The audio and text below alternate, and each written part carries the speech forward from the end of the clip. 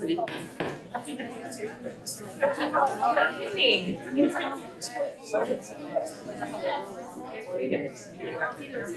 everyone. Welcome. We're glad you all could join us. We're going to go ahead and call this meeting to order, and we're going to start with our land acknowledgement. Nathan, will you please read that for us? We honor the first peoples of these lands by acknowledging that the area in which we gather is within the traditional territory of the Stillaguamish tribe of Indians.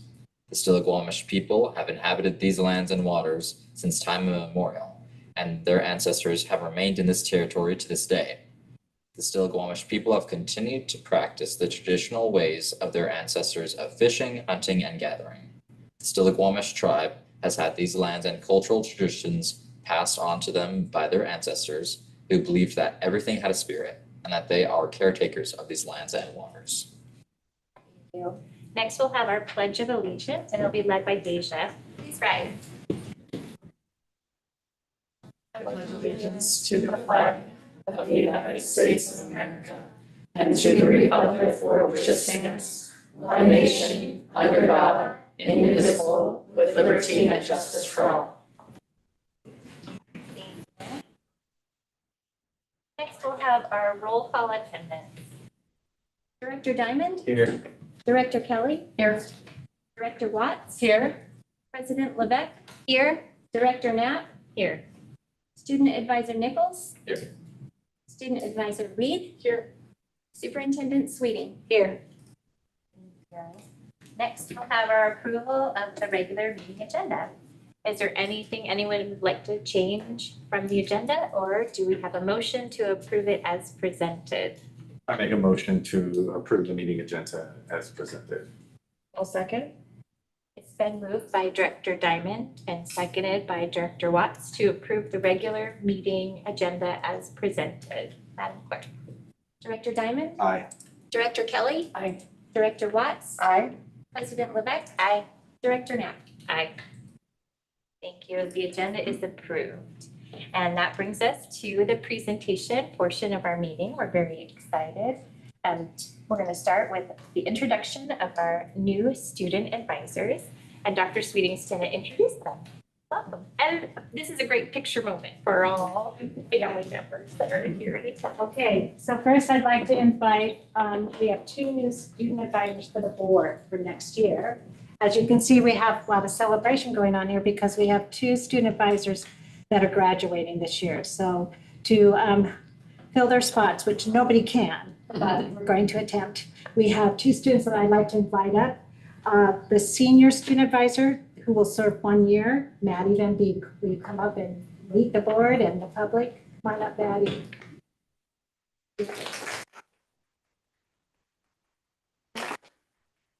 Hey, why don't you tell them what school you come from and what's your passion? I come from Western High School, like anything. Yeah. I'm mostly into horses. That's what's in this passion, and becoming a veterinarian. Okay, thank you, thank you. Just stay here for a moment. And, maybe come stand over here, and then I'll have Alex Phillips come on up. Alex is the junior student advisor, so she'll serve for 2 years, doing a junior year and her senior year. And Alex, tell us what school you attend right now and what's your passion? I attend Arlington High School. I'm a human rights activist, so that's my main passion. That's why I want to be in the school board. Very good. Gary, are you wanting a picture or you want to wait till I get all the new? Yeah, exactly. All right, see right there, if you don't mind. Okay, so these two will serve on the board, but we believe, the board believes that we have student voices that can advise us on the decisions that we make, because we value that feedback. And so Maddie and Alex will be on the board, but we have students on every district committee. And so we're going to, there's some seniors that are leaving on some of those committees, so we're going to add some new students. And I'm not sure who's here, but for on our district community equity team and also on our student advisory council, Leah Burnett. Are you here, Leah? She's a 9th grader. And Alyssa Calloway. Alyssa, come on up. Okay, Alyssa, tell us tell us what grade you're in and what's your passion? I'm a freshman at Arlington High School and my passion. Politics, okay. Come on over, welcome. Next, we have a district committee, which is new this year, Student Advisory Council for Special Education, so SEAC. And this person is going to be on the SEAC and on SAC, which is Student Advisory Council, Violet Allen. There you are. So Violet, what grade are you in and what's your passion? I'm in 6th grade and my passion is volleyball and becoming a vet. Okay, good. Oh, two veterinarians. We're going to be fine. Thank you, Violet. Okay, and the next two people, they are going to serve on our Student Advisory Council, which is made up of all the students that are on all the district committees, and then they attend the Student Advisory Council. So Vanessa Herman, come on up. So Vanessa, what grade are you in? 6th. So you're going to be in 7th next year, right? What's your passion? Science and engineering and math. Okay, welcome. Come on in. It's there, right over there. I know Valerie Selden's here. So Gary, this is the moment. Oh, great. You want me to? Sure, yep. And then we can scoot together. Perfect. Okay, look right here. Nice big smile, no blinking. That's perfect. Let's give them a hand.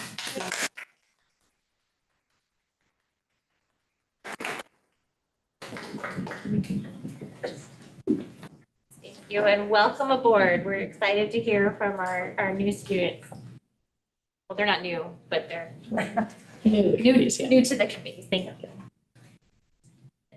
The next presentation that we would like to welcome up is our Eagle Creek Elementary Mrs. Thompson's 3rd grade reading quilt.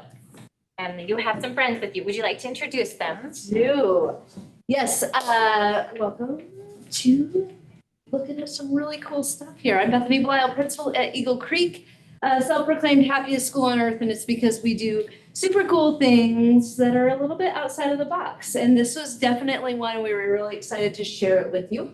So this is Mrs. Lisa Thompson. She teaches 3rd grade at Eagle Creek, and she has some of her students here, Ethan and Bennett and Riley and Alicia, and they are here to share about a project that they did.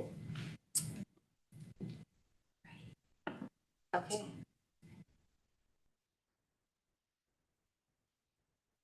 There's a clicker right in the podium. Like, where's the clicker? Okay, so this was our project this year. Every student in our classroom made a lab quilt that highlighted our 30 book challenge and then a little bit of fun that we had along the way, right? Is that right? Okay. So we had a lot of support. We had a lot of help on this project. We had a special volunteer. Her name is Miss Linda. She is a grandma in our classroom. She came to our classroom a minimum of 2 times a week, sometimes 3 times a week. And she taught us how to quilt, right? She started, how did we start with what? Did we start with paper? Yeah, we started to sew with paper. And then through the help of the Arlington Education Foundation grant and our PTA, we were able to purchase supplies such as fabric, iron-on transfers, a new sewing machine. And we also had another parent volunteer, Miss Kristen, who helped us along the way. So many people also in the community helped donate fabric. We put a request out onto Facebook, and we just had oodles and oodles of supplies that were donated. So all the fabric that you see on their quilts was donated from the community. You know, quilters that are hoarders, right? All right, so here we go. Whose slide is this? So much fun. We learned all kinds of skills. We learned all kinds of skills. So this is Bennett's quilt that he had been working on. Pinning, aligning fabric and matching patterns, sewing machine and hand. So we learned how to sew with the sewing machine, and we also did hand sewing at the end, right? Ironing and vinyl transfer. So the vinyl transfers, are kind of also part of the fun, the memories. Kind of like a yearbook, but we put it on the top of our quilts of some of the things that we did along the way. So it incorporated literature, but also some of the fun that we had along the way. Like this picture in the corner, what were we doing in that picture? Digesting We were not digesting. Dissecting them. Close. We do not want to digest them, but we do want to dissect them. What else did we learn?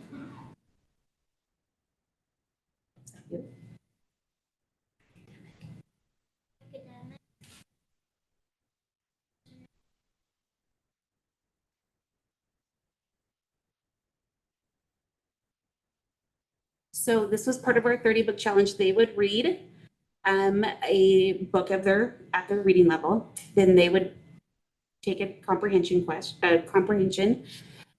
assessment on it. If they passed, what was the passing percentage that you had to get? 80%. Yep. Then they were able to design a quilt block that matched their reading that they had just. So this is Elisa. She had just read this book, passed the comprehension test, and then designed her quilt block to go with it. This is when we were learning about area and improvement. Questions?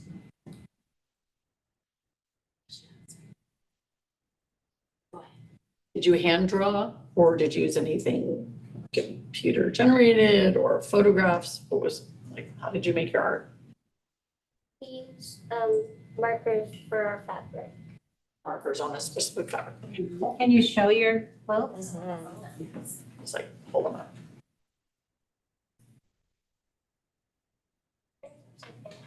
I have a question. Now that you know how to sew, are you gonna do more quilting? Maybe. Those are cool. You probably go to college. Work hard, guys. What do you think? Those are beautiful. I love how you incorporated curriculum. It was really positive. It only happened because I had wonderful parent volunteers and great students that learned all the things. Something to keep in forever. Forever. Anybody else like that? Anybody else have a question? Did each student in the class make a quilt? Yes. Wow. That's a lot of time. Yeah. When did we start sewing? Does anybody remember? Do you remember what month we started sewing? Say it louder. September. Wow. When did we finish? Just last week. Yeah. So it has been a year-long project. That's good for Do you want to stamina. read more? Did you love reading because you got to do something for the quilt because of reading? Yes. Yeah. And you're gonna keep reading, right?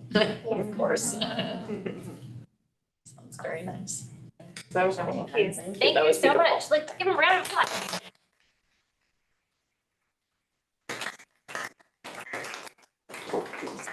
Nice job. Thank you for sharing. And thank you, family members, for all your support. The next part of our presentation, portion of our evening is our honoring of our retirees. And I'm not sure if Eric is in the hall. Is Dave's gonna retire. Does he wanna? Yeah, Dave, why don't you go? Eric, just in the nick of time. Good evening. We just recognized our retirees over at President's Elementary. Just got that cleaning up. It was great. Thank you all for coming. We have a great group of retirees this year, many years of service. I know we just have one Dave McKellar's here in the room. He's a retiree. Anybody else? I don't want to miss anybody. That's a retiree. But so yeah, it was excellent. So thank you for coming. And do we have a slideshow? We do.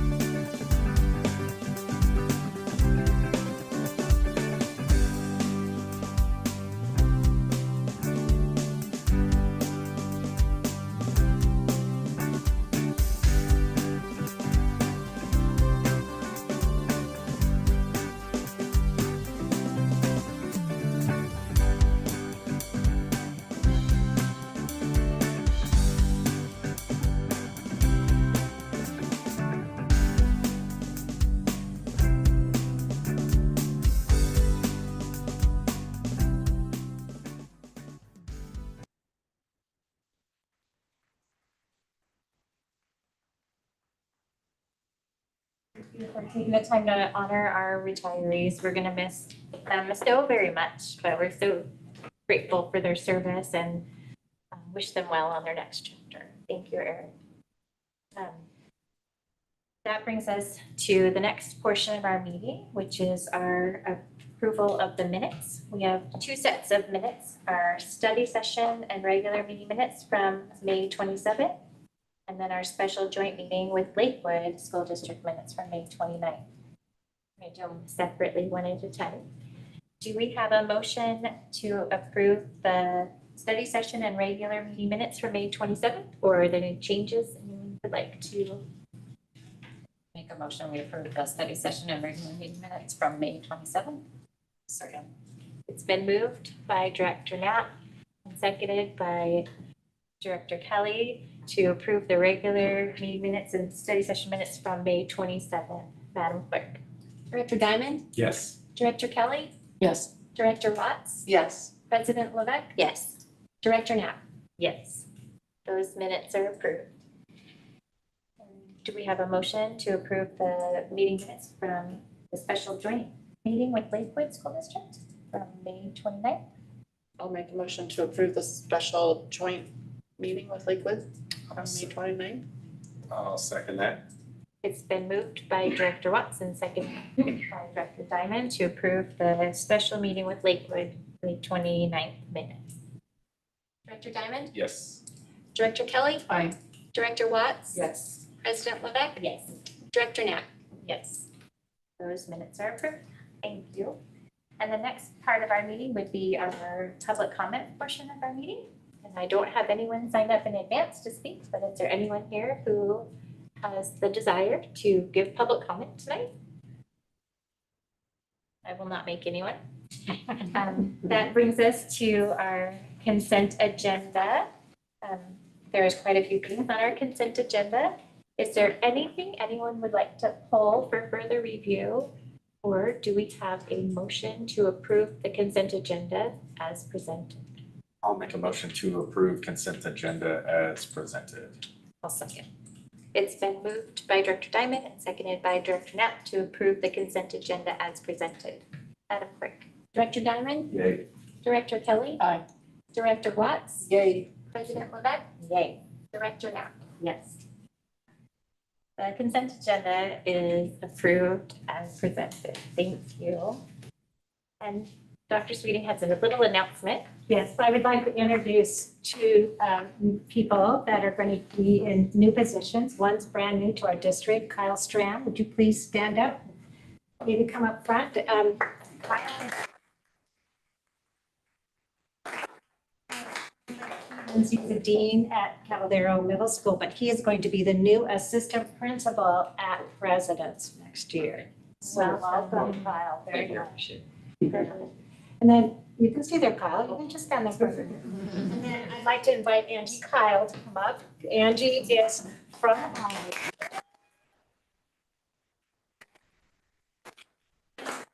currently doing her principal internship and doing it in a variety of places in the district.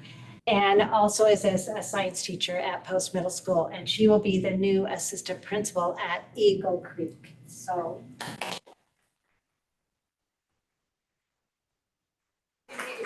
Well, yeah, that's I can still see yours. Here we go. Nice big smile. That's great. Thank you. okay. Thank you.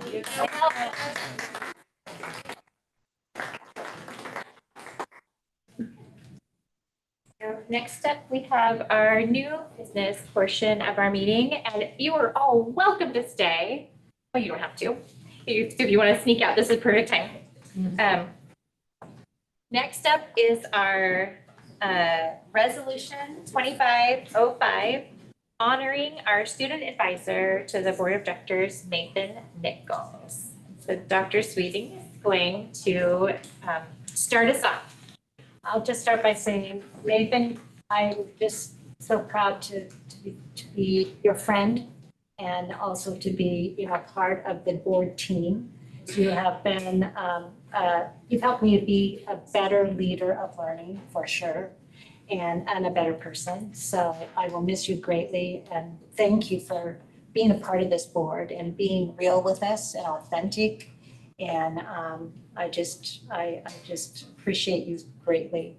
And we're gonna read this resolution for you, and then we have some things for you. And then you can say a few words if you'd like after that. All right, I'm gonna start with the resolution of appreciation honoring our student advisor, Nathan Nichols. Be it resolved by the Arlington Public Schools Board of Directors as follows.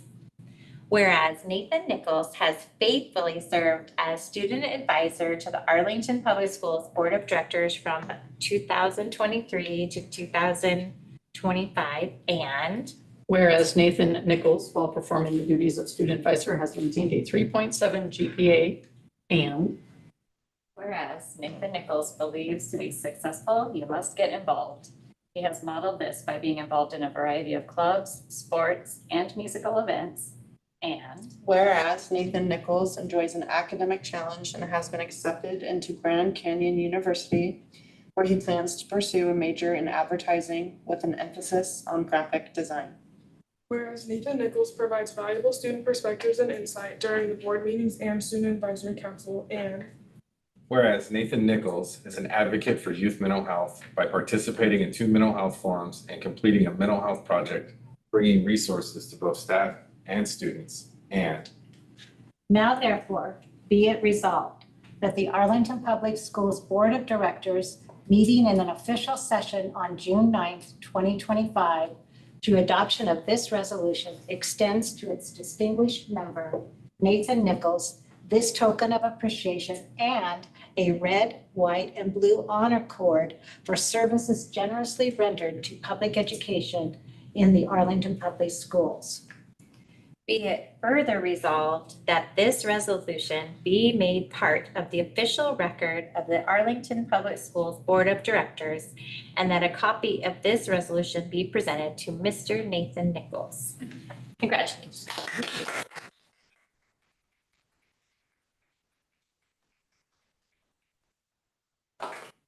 So Nathan, this is for you. And let me open this up. You will be able to wear this cord at graduation. It's the very first honor cord for the student advisor. Yeah. There you go. Congratulations.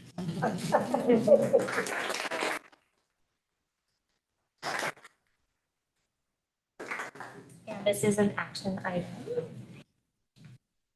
We have a motion to approve resolution 2505 honoring student advisor to the Board of Directors, Nathan Nichols. I make a motion, we approve resolution 2505 honoring student advisor to the board of directors, Nathan Nichols. I'll second that motion. It's been moved by Director Kelly and seconded by Director Diamond to approve resolution 2505 honoring student advisor to the Board of Directors, Nathan Nichols. Madam Clerk. Director Diamond? Aye. Director Kelly? Aye. Director Watts? Aye. President Levesque? Aye. Director Knapp? Aye. Approved. Thank you. And we get to do this again? Because we Yes. have another, Before we go on to the next one, is there any other board member that'd like to say some words? And then maybe Nathan would like to say some words. oh yes, thank you. Well, I guess I'll start. Being a student advisor has been instrumental for my development. Not only has it taught me a lot of valuable lessons such as patience and public speaking and ability to effectively communicate with adults and students. It's been a quiet reminder for me to push through times of struggle, that you can make a difference if you so choose you want to. For the past couple of years now, I've been kind of trying to advocate for students by inviting them to get involved. I know that as a student myself, it was really hard to kind of sit and be quiet in the classroom. I always wanted to be more engaged. I always wanted to raise my hand and speak. And I know a lot of students don't want to. A lot of times it's just personality, that's great. But I know true success comes from engagement. It comes from wanting to do extracurricular activities. Comes from asking questions, and sometimes it's the hard questions that are the most important ones. Through this board, through these people that I've met, I've been able to learn and grow as a student, as an educator, but also, also as an individual.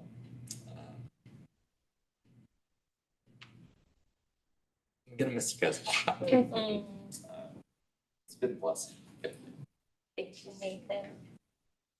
Does anybody else want to say any other words? Do you have a speech? I don't have mine written down Okay. either, but, Real quick. No, yeah, I mean, you can't know. It's been an absolute pleasure working with you. A lot of the things that you advocated for and that you said to the student body here in this district, I've actually used in the district that I worked for. And I think it was last year sometime, it was exactly that. Get involved, that's how you make your community better. And I actually pulled the video from our board meeting and showed it to my students. So like, your impact not only reaches this district, but it is starting to reach other districts as well. And so you're an inspiration, especially the idea of getting involved in the community as a student. And then not just in this community, but your school community, right? And so, yeah, I'm gonna miss you too. Like your sense of humor is always on point, even though I may not always get the joke until you laugh, because you're so deadpan serious. And so it's like, oh, are you serious? You're like, no, I'm not serious. So I'm like, oh. So that will be missed. But yeah, like your reflection, your insight, it absolutely will be missed. And so I'm looking forward to hearing what you do in the future. Definitely. I feel like you've upped our mental health awareness game, and I appreciate that. And I've seen the same thing, engagement, and you've drawn students in, and it's been awesome. And I'll miss sketches during board meetings, so I want a pack of playing cards, please. My turn.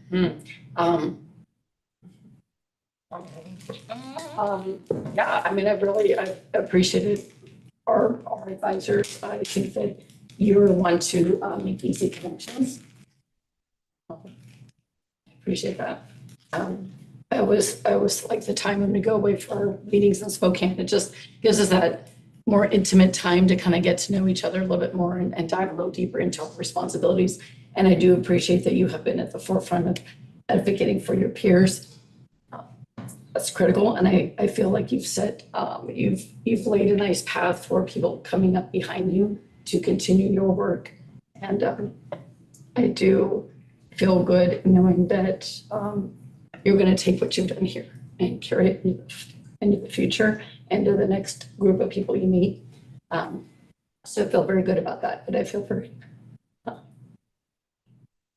because for now.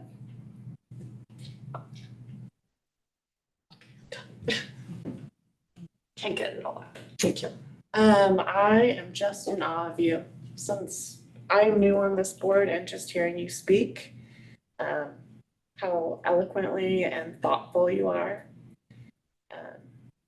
I've loved cheering you on. I can't wait to see what you do because you're gonna go far. I want to share that I've known Nathan since he was little, really tiny. I actually knew his parents before they were married and maybe dated one of his uncles. But group date, nothing. Group date. Oh, yeah. But yeah, I've been in awe of you as a small person. When you were little, you were still this amazing and so thoughtful and caring and goofy and just a joy to be around. And I remember when you came in for your interview, there was this long table of all these grown-ups and you came in and you just wowed us and made us like talk about ourselves and you made us all cry. And it was quite impactful and powerful. And your passion for education, your passion for connections in the community and your passion for mental health has touched me in so many ways. So I'm in awe of you and your contributions to this board, and we will be curious what you do next. Don't drop out of college. We'll come after you and drag you forward. So, thank you.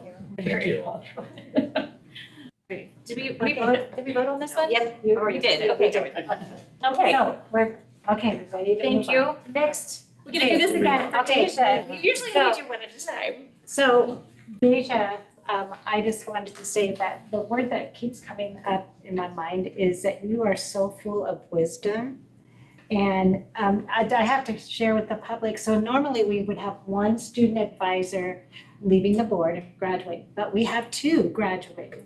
Because Deja has, I would also say another word is driven, you know, and I think that what you've done, whatever it's take, you know, to graduate early. So Deja is going to graduate early, and you have such a passion, I believe, for social justice. She wants to go into law, and I, you know, I'm at all with that, you know, and the only thing is I just wish you were with us longer, but I'm grateful that you're going on and you're going to UW, and I know what some of your vision is that you want to do for the future, and I am looking forward to hearing more about what you're doing in the future. And you have been in our study sessions, I will say that you have really thoughtfully, very carefully given us, you know, just something to consider and think about. And thank you for doing that. So with that, we're going to read your resolution. A resolution of appreciation honoring student advisor Deja Reed. Be it resolved by the Arlington Public Schools Board of Directors as follows.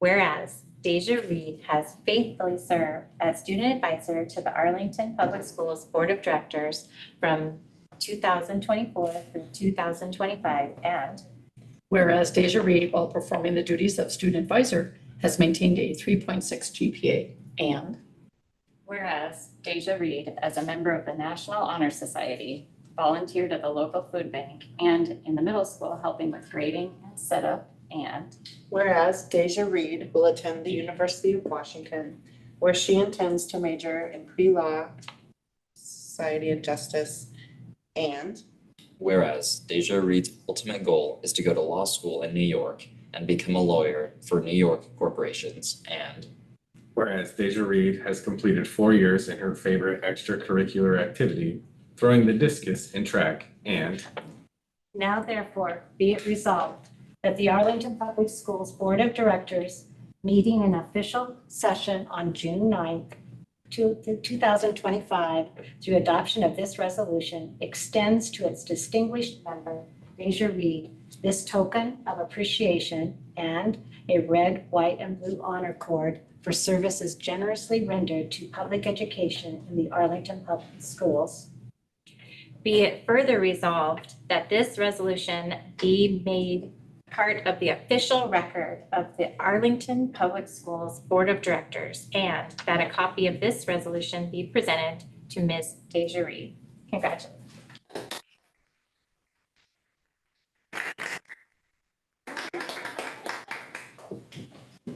Actually, you know, she took the over.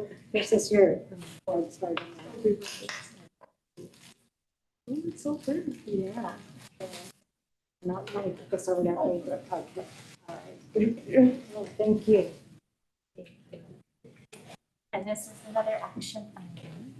We have a motion to approve resolution 2506, honoring student vice board of directors Deja Reed. I'll make a motion to approve Resolution 2506, honoring student advisor Deja Reed. I'll second. It's been moved and seconded to approve resolution 2506, honoring student advisor to the board of directors Deja Reed. Madam Clerk. Director Diamond. Aye. Director Kelly. Aye. Director Watts. Aye. President Levesque. Aye. Director Knapp. Aye. Thank you. Resolution is approved. Now, does anybody else want to say? Well, I'm gonna let Deja first. I guess I'm just gonna kind of keep it short because I don't want to cry. But I really have appreciated my opportunity to be on this board. Like Nathan said, I also have always sort of had a passion for advocacy, and it's always been a really major part of my life. I think that being a student advisor to the school board has not only been an amazing opportunity to further myself as a student and as a person, but an opportunity to meet amazing people and make great friends like Nathan and all the rest of the board members. On top of that, when we went to the LASDA conference, I met a bunch of amazing people and made really great connections there. And I just really appreciate the opportunity that this board has brought me. I'm very sad to be leaving a year early, but I'm also excited to start the next chapter of my life. And I just want to thank everybody for making it such a good time, because being a member of this board has been an incredibly valuable experience, and that is thanks to each and every one of you. I can Go down the I'll just go. Deja, I would have loved to have a second year with you. I'm really excited for your opportunity. I think it will be exactly what you need. And I definitely would say Deja driven, like those two words go together. You are very, you feel like you seem to me a very compassionate person and you know what you want. And I think you're kind of ahead of the game that way. Not a lot of young people have that mentality of what they expect to accomplish. That's exciting. And I'm sure that as things come your way and if you have to make allowances for different opportunities that come your way or what you didn't think was the path, it opens up. I think that I know that you're an open-minded enough person that you will see those as opportunities for that growth. And I look forward to hearing about your success and it's just been a blessing again, you as well on the board. Couldn't have really asked for a better team. And yeah, you're just really awesome. And it's been a pleasure to know you. I got to join with you at the same time. So I wish I had been right here with you to see how even more you could grow, because I've seen so much growth. And just how you speak, and you're so thoughtful before you do and thinking about what's going to be said. And you're just a beautiful person inside and out. I can't wait to see where life takes you. Enjoy this time. Yes. Definitely wish you were on for another year. Some of the questions that you asked in study sessions and at these board meetings were super thought-provoking. Kind of like, I didn't think about that. And it was very kind of tactful and like student-focused. And so all of the things that you brought to the table were definitely thinking about your peers and how the board and the school district looks at problems and tries to solve problems. So I really appreciate that point of view, because that's why we're all here, right? And so again, I am looking forward to what the next chapter brings for you. I'm excited, and I would love to hear, I'm sure we all would, kind of what goes on, because you are a part of this. So thank you. Deja, thank you for applying to be on the board a year ago. I feel like your time with us has been fast, but impactful and elevating. And I just feel like your presence and, like everybody has said, your questions and your opinions has elevated us this year, and we won't forget it. Deja, I've known you since you were little, but I didn't shake any of your uncles. And I know one, but I don't know. But it's been such a pleasure to get to know you as a big person, as an adult. And you have been a joy to have on the board, and you do ask the best questions. I'm like, I should have thought of that. That was a really smart idea.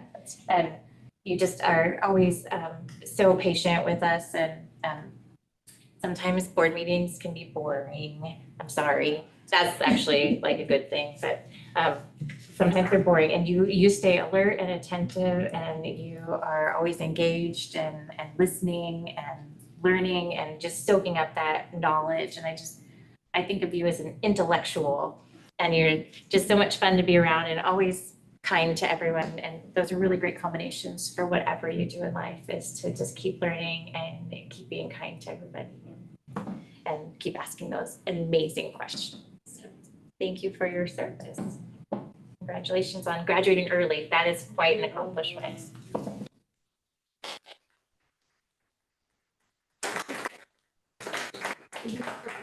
Did we vote on this one? I forgot. Yep. It's just so much fun. Okay. We get a picture of Yes. You want in front or behind? Yeah, no, I want you guys in front. Or You stand want up. us to stand? Okay. That's why we moved the owl, so we could do this. Perfect, I know, I love to have that. Do they want to stand next to the congratulations? Yeah, exactly. Should we move the balloons so that they're closer? Can they move easily? Yeah, they're just on. It's just on a little thing. There. Be great. Around there maybe. Framing things. Okay, friends. We're close. Are we in the middle? All right, you're, it's perfect. Look at those. You can see. Oh, yeah. Do we need to scoot? Oh, yeah, that down a little bit? Balloon adjustment. Perfect. It's not a magnet. Above your head, yeah. I think Deja should move that way a little, or this way, this way. Fill in the gap, there we go. Or maybe move Matt. Yeah, there. There you go. For Matt. No, you're looking at that thing. That's not the same viewpoint that Gary has. That's the camera. Get through this, Dave, we will, I promise. Get through the balloons. Oh, yeah, it's right by Sherry's. Okay, we got this. Here we go. Okay, look right here. Nice big smile, no blinking. Hold it, hold it, hold it. Throw out the flash. Nice big smile. One more. Can't hold it in that much longer. Thank you. All right.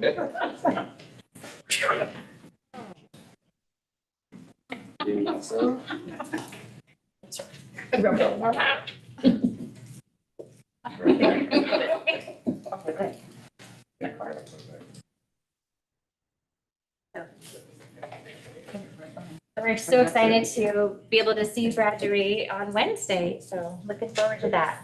Mom and Dad, thanks for being here, and siblings too. Next up is our report of donations approved by our superintendent for June. So in June, I approved 2 donations. The first one was a donation of $1,200 from Andrew Anderson, and it was donated to the Arlington High School FFA Club for their use.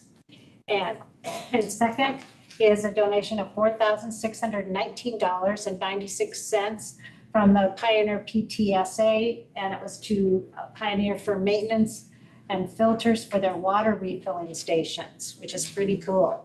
So we had, once again, we thank our generous, people that are donating these kinds of things because it does make a difference. So thank you. Thank you. Thank you to those people in our community. Next up is our conflict of interest annual report. So what I will report on this is that we have no known conflicts of interest. So what this is we keep a log of things that maybe the board might abstain from because they have an interest in it somehow. Maybe they own part of a company that is trying to provide us services. But we've been doing this log since 2017, and the last really conflict was down in 2022. So we keep track of any kind of conflict. We try to make that as public and transparent as possible. And the board goes through the packets before they come to a board meeting to determine, and they look for things that might be of conflict of interest. But there are no known conflicts of interest that I'm aware of. Thank you for sharing that required report. Next up is our Advisory Council for Education, our ACE Committee annual report. And Dr. Sweeting and Britt and Allie are gonna, And Addie. Thank you for being I'd like to here. invite Britt Kleiman, Allie Kleiman, and Addie Smith. Britt has been the chair for several years. And so she's been just 6 years. I think this is the end of my 6th year as chair. Yeah. And she will continue in leadership next year as an assistant chair. We are going to have Cheryl McGuire will be the chair. So we have a community member that's going to take that for a year, give Britt a break, a little bit, just a little break. And then her daughter Allie and then student Addie, they're on the ACE committee.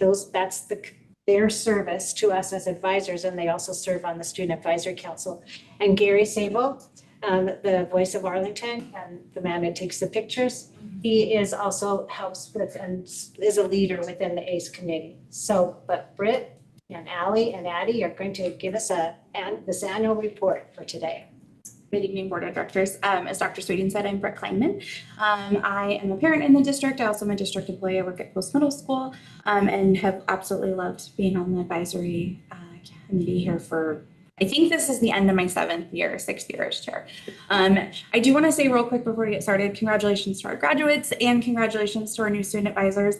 I say every year when we give this presentation, my favorite part of this role is getting to work with the students and be a part of kind of their growth and in becoming citizens and participating in the community and the schools. And it really is the greatest part of doing this job, is getting to see the growth that happens with our student advisors. So I really am thankful to Dr. Sweeting and the board for giving that opportunity to our students. So we have Allie here and Addie, two of our student advisors on ACE that are going to help me give you guys the update. I'm kind of excited to have someone help me. I've given it by myself the last few years, so I'm excited we had some volunteers. To get started, the charter and purpose of ACE is we are a standing committee that's been commissioned by the board of directors. This committee has been going on since the mid-70s is my understanding, so quite a long time. And so it's our job to serve as your sounding board and your advisory committee on topics that you want us to research or look into more. We have broken up into small groups and been key components of developing things like the strategic plan, the district's equity policy, things like that are things that you guys have chartered us to do over the last several years.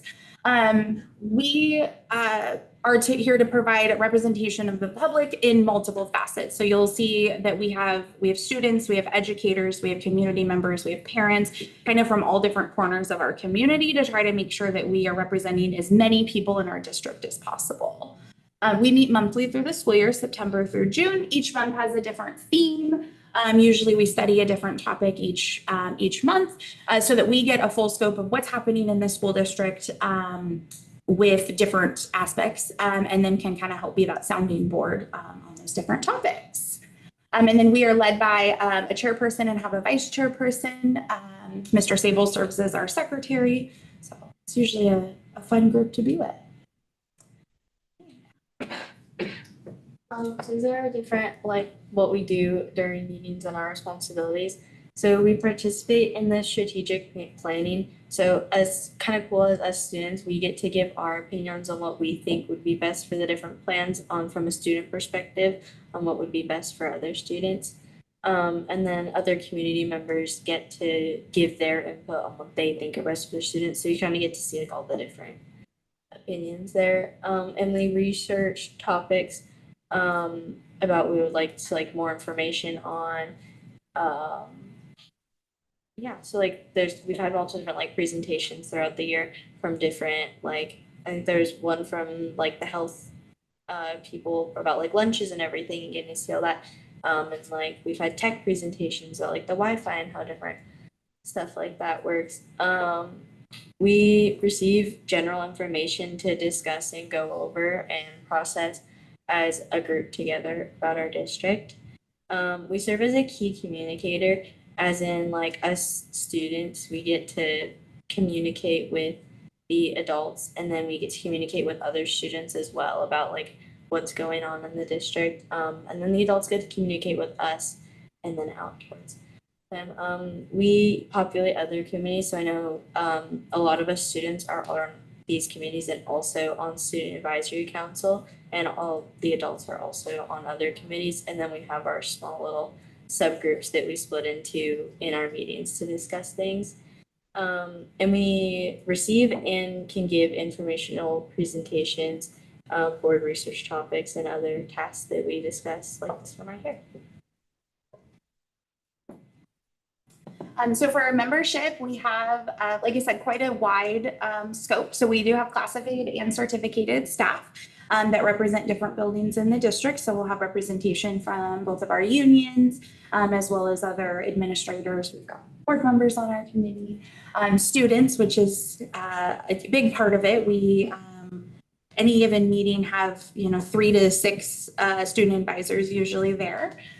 Family members and community members, staff members, and then going into next year, and you'll hear a little more about kind of what's coming up next year, but we are going to be an ACE Plus.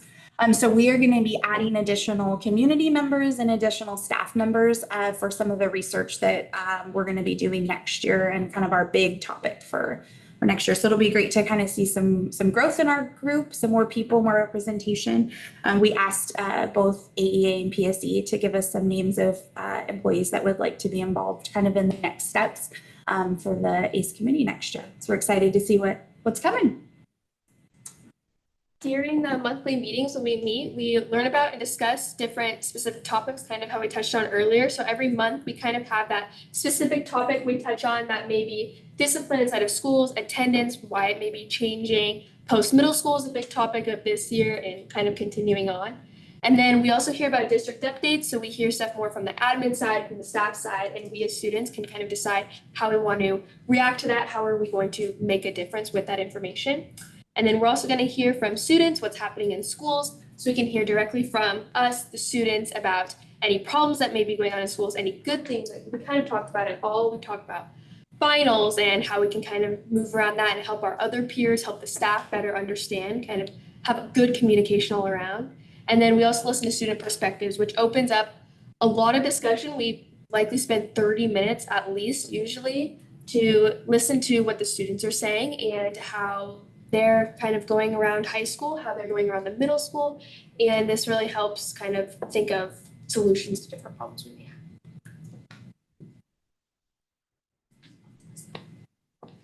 have. So we've discussed a whole bunch of topics this year. So annual district survey results, we've gotten surveys have been sent out, and then we get to review the different responses. So there's been attendance surveys on students who come, and then we get to see the actual data from all that stuff. District school safety and security, there's surveys that get sent out to students and families during the year. And there's questions do you feel safe at school, etc. So you get to see how students feel at school safety wise. We've talked about capital projects. I think the biggest one the last couple years has been POST, figuring out what we're doing to do and trying to help move forward with that.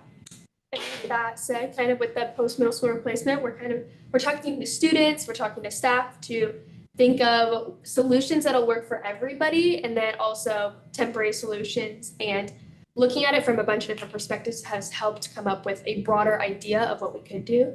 And then student well-being and anxiety, we've had multiple different, we've talked a lot about mental health in it, and we've also the different people that come in and talk, we have people that, share their experiences. And then just kind of sharing how we can all help one another inside of the school. Vaping has been a huge issue in the school recently, as it's growing in popularity almost among students. So us as students have gotten to share on our perspective on the topic and how we see it at school, and then adults have also gotten to share with us how they see it as well. So we've kind of gotten to discuss together how exactly everyone sees that topic. And then we also look over discipline data and how it's changed over the previous years, how different things we've been implementing have changed that discipline data as well, and how it's gone up and down. And so that's always very interesting to see, especially as a student perspective, how we may think it's going versus how it's actually going. And that's also the same with the staff. And that's why it's great having multiple perspectives, because everyone shares a different side that they think may contribute to that. We got to see a presentation 2 or 3 months ago on the attendance data, just kind of what percentage of students are showing up, what percentage students have however many, this number or more absences. And if I can remember, I'm pretty sure all of our schools' attendance went up or stayed about the same from this year.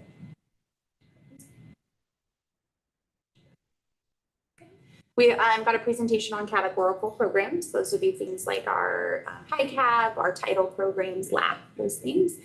We were able to learn about our CTE programs and the internship programs that are happening at the high school, which is always so interesting to see what they're doing up there. That team does a lot of awesome things. So I love hearing about the students' internships. And then we learned more about our technology supports and programs and what things are kind of coming down the pipeline for technology. So our big push for 2025-2026 is our contingency plans for post-middle school in the event that we're no longer able to have it. right? So that's where that ACE Plus committee is gonna come in next year. So our big topic this year is gonna be working on, if there's an emergency, how are we gonna handle it? How are we gonna still educate those nearly 700 students? And then work on what's the short-term plan if we can't move back into the building in a reasonable amount of time? And then if it's like can't go back at all, what is that long-term plan gonna look like? So this is something the district has kind of known that we need to be working on, and we've worked on little bits and pieces. We know we have a short-term emergency plan, but we're gonna kind of delve into it a little deeper and see, are there any holes that we need to fill in those emergency plans, and then expand on them for those short and long-term plans. To hopefully try to, hopefully we can stay in there as long as it takes, but we know that the history that post is rough, and we're doing the best we can with it. We are curious if the board has any other topics that you guys would like us to study and look more into. I know a few things that have been discussed over the last year is looking more into cell phone use and cell phone use policies within the schools. I think a lot of us have seen in the news, that's a big ticket conversation that's happening in a lot of districts right now. And it's something we've discussed several times in our meetings. And if there's anything else you guys would like us to look into or talk about next year as a committee. I know Gary. I just wanted to share one thing. So typically the last slide is about any seniors that we have on ACE, and this year we don't have any seniors. So I want to recognize some folks who won't be on ACE next year. One is Franklin Vincenzi. He's going to another district committee. Kaylin Geist and Michaela Harrington are also not going to be on ACE next year. And of course, Ann McElvey, who has been on ACE for many, many years. I think she said like 5 years or so. So she's retiring and she's been amazing. It's great. But we're also going to welcome Jackson Bauer, who will be joining us next year. So even though no seniors this year, we have seniors, but there's always changes. Yeah, it's great. Yes. Does the board have any questions for us about what we've done this year? How many members are on ACE committee right now? I want to say that we about 20, About 30, close to about 30. I was going to say I wanted to say 26, but it didn't sound right. So we definitely noticed that our attendance kind of ebbs and flows through the year, especially with our students and parents, because obviously we all have really busy seasons of life. I would say that something that Dr. Sweeting and Gary and I have talked about the last couple of years, every year we're kind of like, hey, how can we kind of boost this a little bit and make sure we're really representing every building? So we've been talking a little bit about ways to do that, reaching out to the PTA and parent groups to try to make sure that every building has some sort of representation. I think that's really important. And then we really try hard when it comes to selecting students to make sure that we're getting a well-rounded group. We want students from all different walks of life and representing all of our different buildings.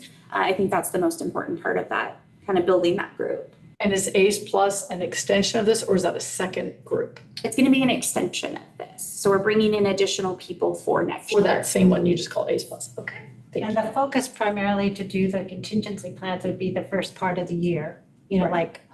We just have to see how it goes, but it'd be like from September to December to hone in on those contingency plans and then bring to the board some of those ideas maybe in January.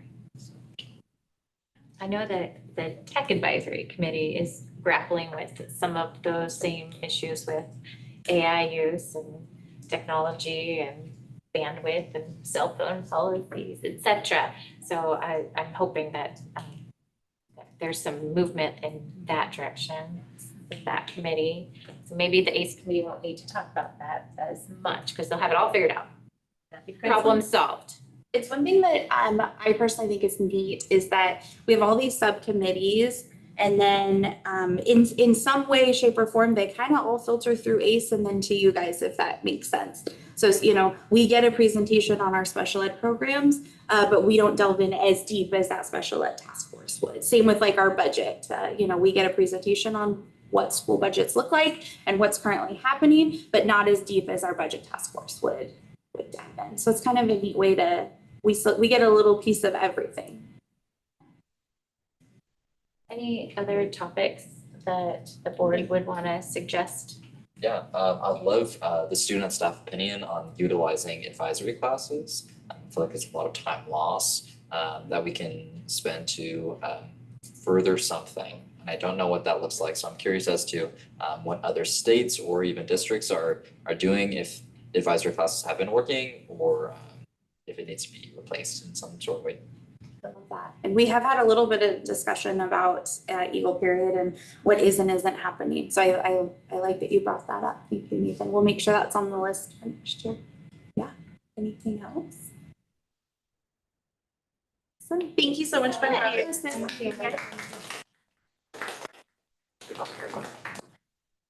on the agenda, we have opportunity for a brief.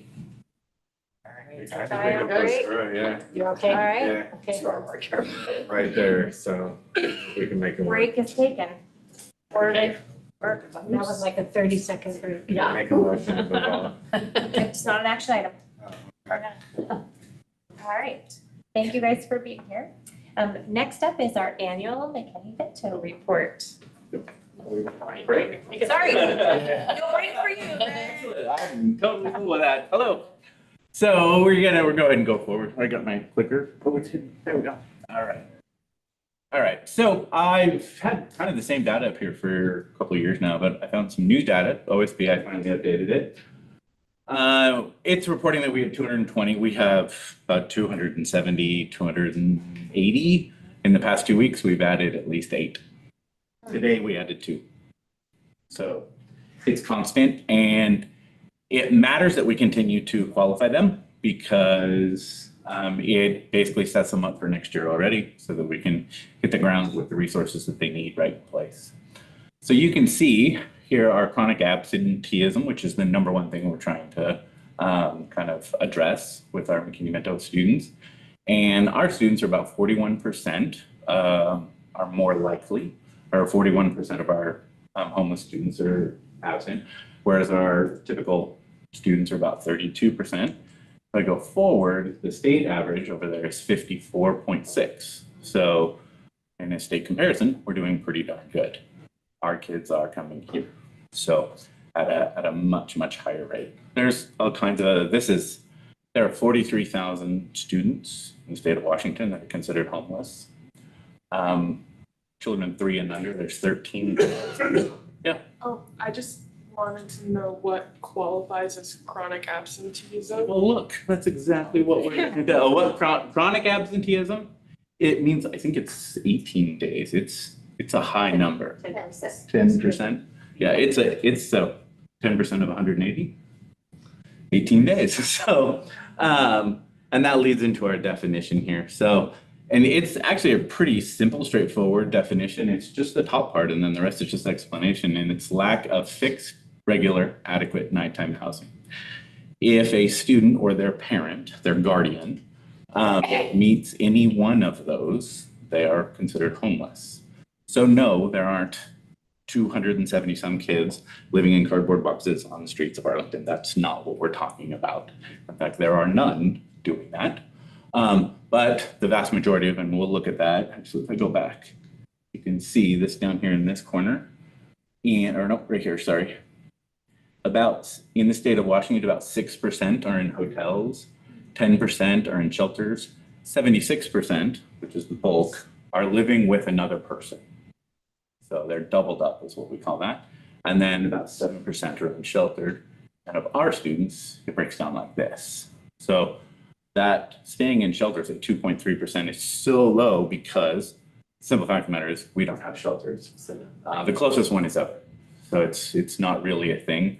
Cocoon House, which used to take care of our mothers who are also going to school, that closed down in Arlington, so we don't have that, or it would have been considerably higher at that time. But the vast majority are doubled up. And those ones on there that say they're unsheltered, it just means most likely they're a high school student and they're couch surfing. Or they're living in their car. That's considered unsheltered. Okay, so back to the definition. That lacks fixed, regular, adequate nighttime housing. Fixed just means they have the right to live wherever it is that they're living. Regular means it's something that we all, as the government would define, is a home. Campgrounds aren't homes. If you choose to live in a camper, that is a home.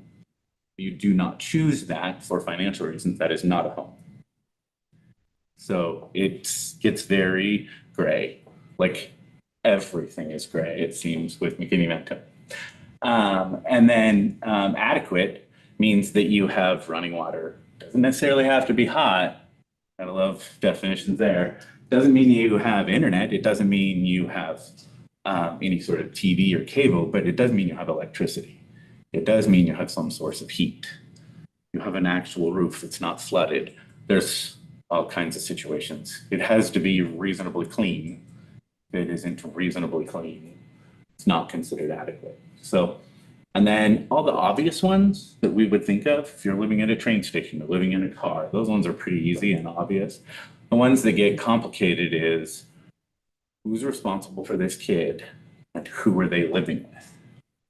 And it gets really messy when they want the Arlington address to say that their mom or dad lives here, but they don't live with mom or dad. They live in Everett with their friend. So where is their residence? So it gets real gray. We would qualify this student because most likely they were already enrolled in Arlington, therefore we're their home school, and we would continue to provide services. And the number one thing that we provide, which I'll bounce back and forth here. Oh, no. We'll get there. It's transportation from point A to point B. And charity. I just say, we need a kid to get from point A to point B. And then she magically makes it happen. I don't know how. I don't know.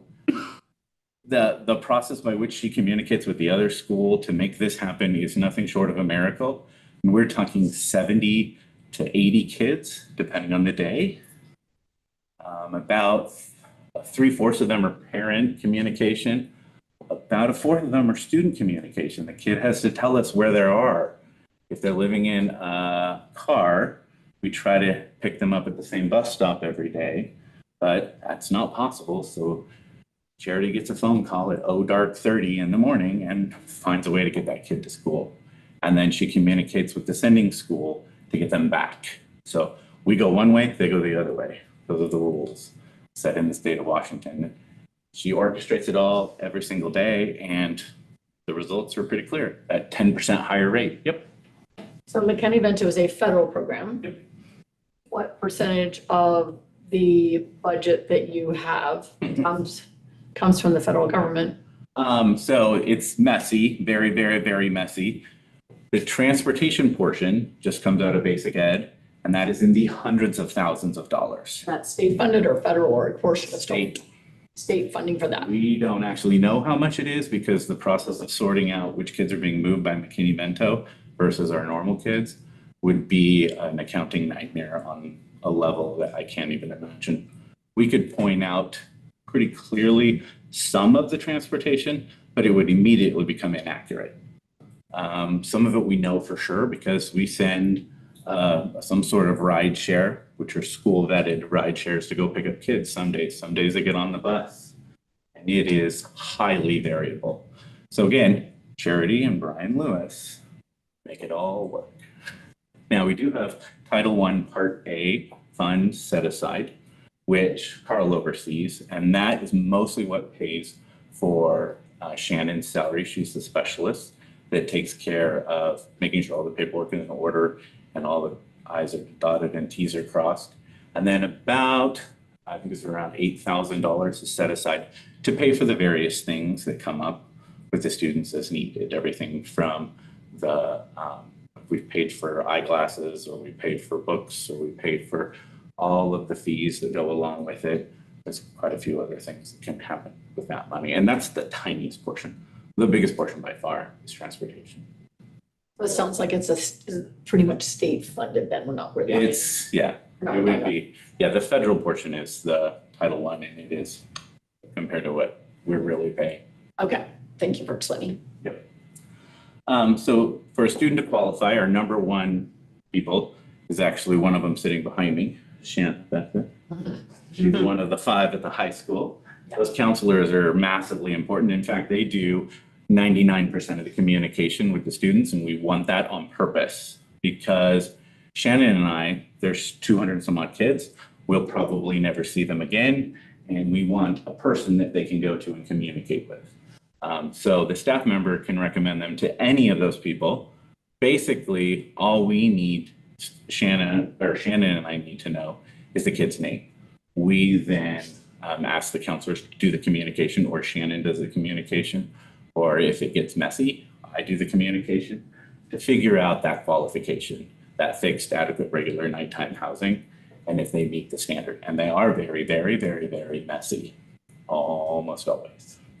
So once it makes it to the counselor and or the administration or our student support advocates, we've got 2 of those. They do a lot of that as well, especially at the high school. Travis at the high school.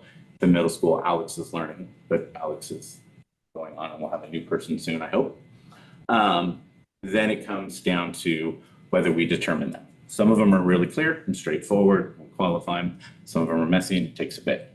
But our goal is always within 24 hours of hearing a name, yes or no.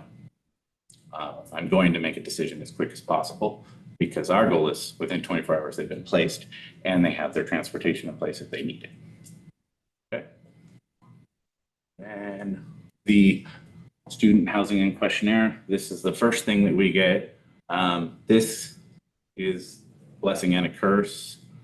People don't know how to fill it out. It gets kind of messy, and we call every single person that fills it out as a qualification. We get a lot of people moving from one house to another because they're selling their $500,000 house and buying their $600,000 house, and they're telling us they're homeless.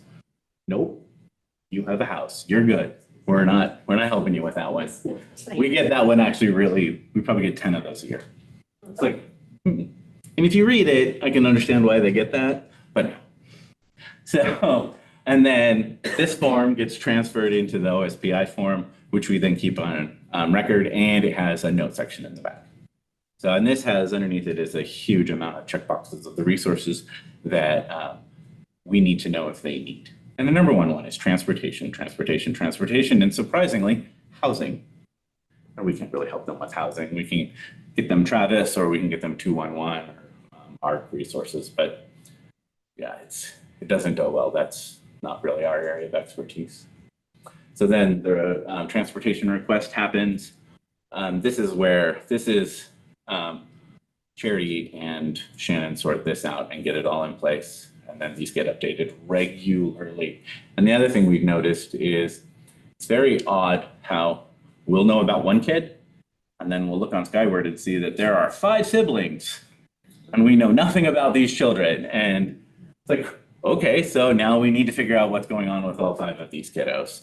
And so you'll see in the back, the data of that back list there is all the siblings that can potentially exist. Yeah. If it's so complicated to fill out one of these forms, we do it all.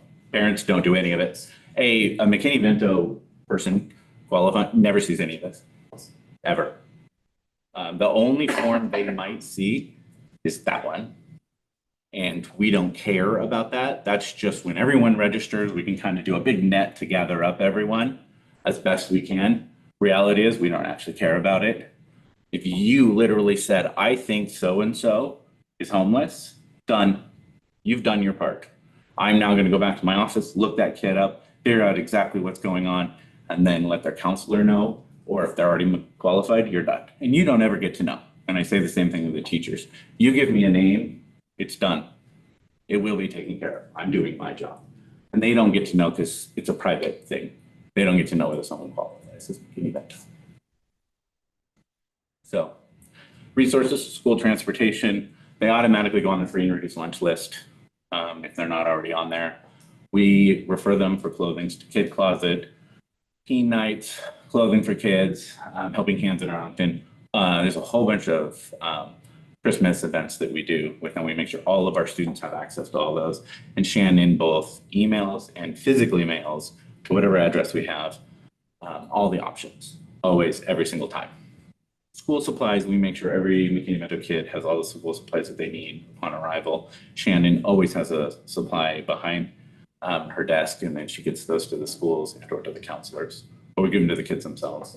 And we get them developmentally appropriate backpacks. So, and then counseling, medical, dental, those are only in the extreme situations, and our student support advocates usually do that. The little guys have their parents who usually are willing to navigate the resources in the system. And then the middle schoolers and the high schoolers have the student support advocates to help them big time. Extracurricular and intracurricular, they just need to know that they want to do it, and then Sherry and I figure out how to get the kid from point A to point B. Those are really difficult because practice ends real late sometimes, but we still need to make sure that they can get to it because it's their right. And so we communicate both every letter that you're seeing here, there's 4. These go out throughout the year. So 4 times a year, these go out, and they go out in both email and printed form every single time. We also include surveys so that they can respond real quick, and they're very simple, less than 3 questions, so that we can get information back as quick as possible. And we just sent out the, you qualified for McKinney-Vento this year. What is your housing situation? Shannon then gets that feedback from Google, and then if it's obvious, she can determine. If it's gray, comes to me. And so here's our data. Arlington High School, makes sense. It's the biggest building we got. Has lots and lots. In fact, statistically, there's more. We're missing a lot of couch surfers, especially male couch surfers. They're not as likely to ask for help. They think it's normal because that's the way they were raised. And we're missing, we know, probably 20-30%. Weston, statistically, Weston is spot on. Weston is all those kids are so well watched. We know they're pretty good. Open Doors, same situation. Stille Valley Learning Center, we know most of those are pretty good because they're so close. The middle schools, middle schools and high schools, it's very hit or miss. It's really hard. The littler a kid is, the easier it is, quite frankly, because they'll just tell you anything. So when they start to get into that confusing teenage years where you're not sure what they mean. And we're not great at hitting exactly what everyone's doing. So there's our grade schools. So you can see it's pretty consistent depending on our demographics.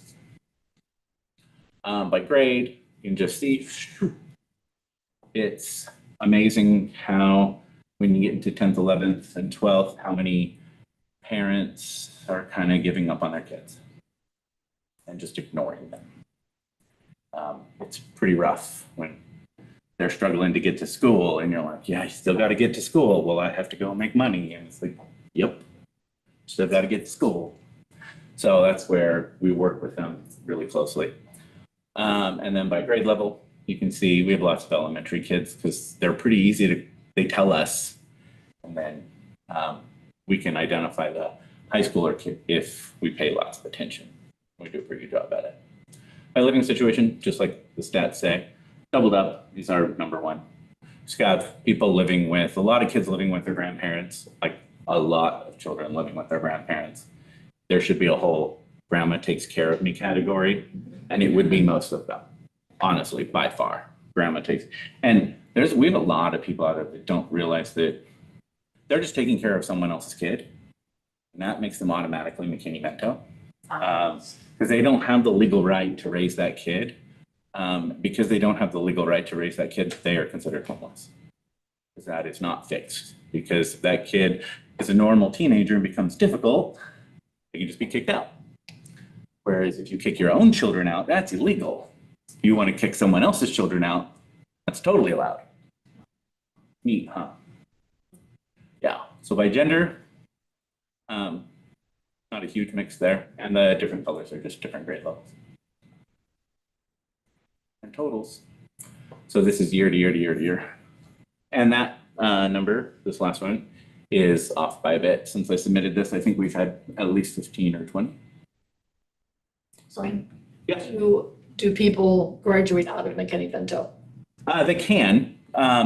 We're having less of that. I used to be able to say that 90% of our McKinney-Ventos were not returning. Okay. I'd say it's probably more like 60% don't return.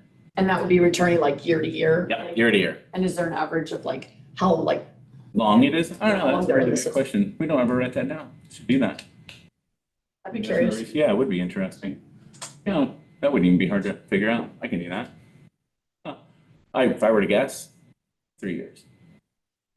Because we have some that they just can't seem to get things in order for whatever reason. Either it's a kid in a really rough situation, or the parents just, life is not helping them out. So, any other questions? On slide 2, at the very top right, it said 0% of school districts received annual funding. That was off, I have absolutely no idea what that is. Okay. I stole it off the internet, because I just like, these are what we're supposedly reporting. Okay. Again, that 220 is way off. Yeah. This is Okay. OSPI's Tableau report, and if you've ever used anything on Tableau, it's close. The funding is carved out of other. Yeah, Title I. Okay. There's no direct funding from it. Gotcha. And that's probably the point they're trying to make. Mhm. Yeah, okay, But we do have funds, it's just, right, who knows how Tableau sorts this? I have no idea. yeah. You should see the CTE numbers, I won't even look at them, they are inaccurate. But yeah, no, and it's in the hundreds of thousands in reality, if you count all the transportation costs with our Title I combined. So, and it's all just mandated and barely funded. So, that's it. Any additional questions? Feel I need to get to the end, I don't know. Thank you. All right, thank you. Next up is our Special Education Advisory Committee, our SEAC Annual School Board Report. Welcome, Dave McKellar. How many more board meetings after this? This is it.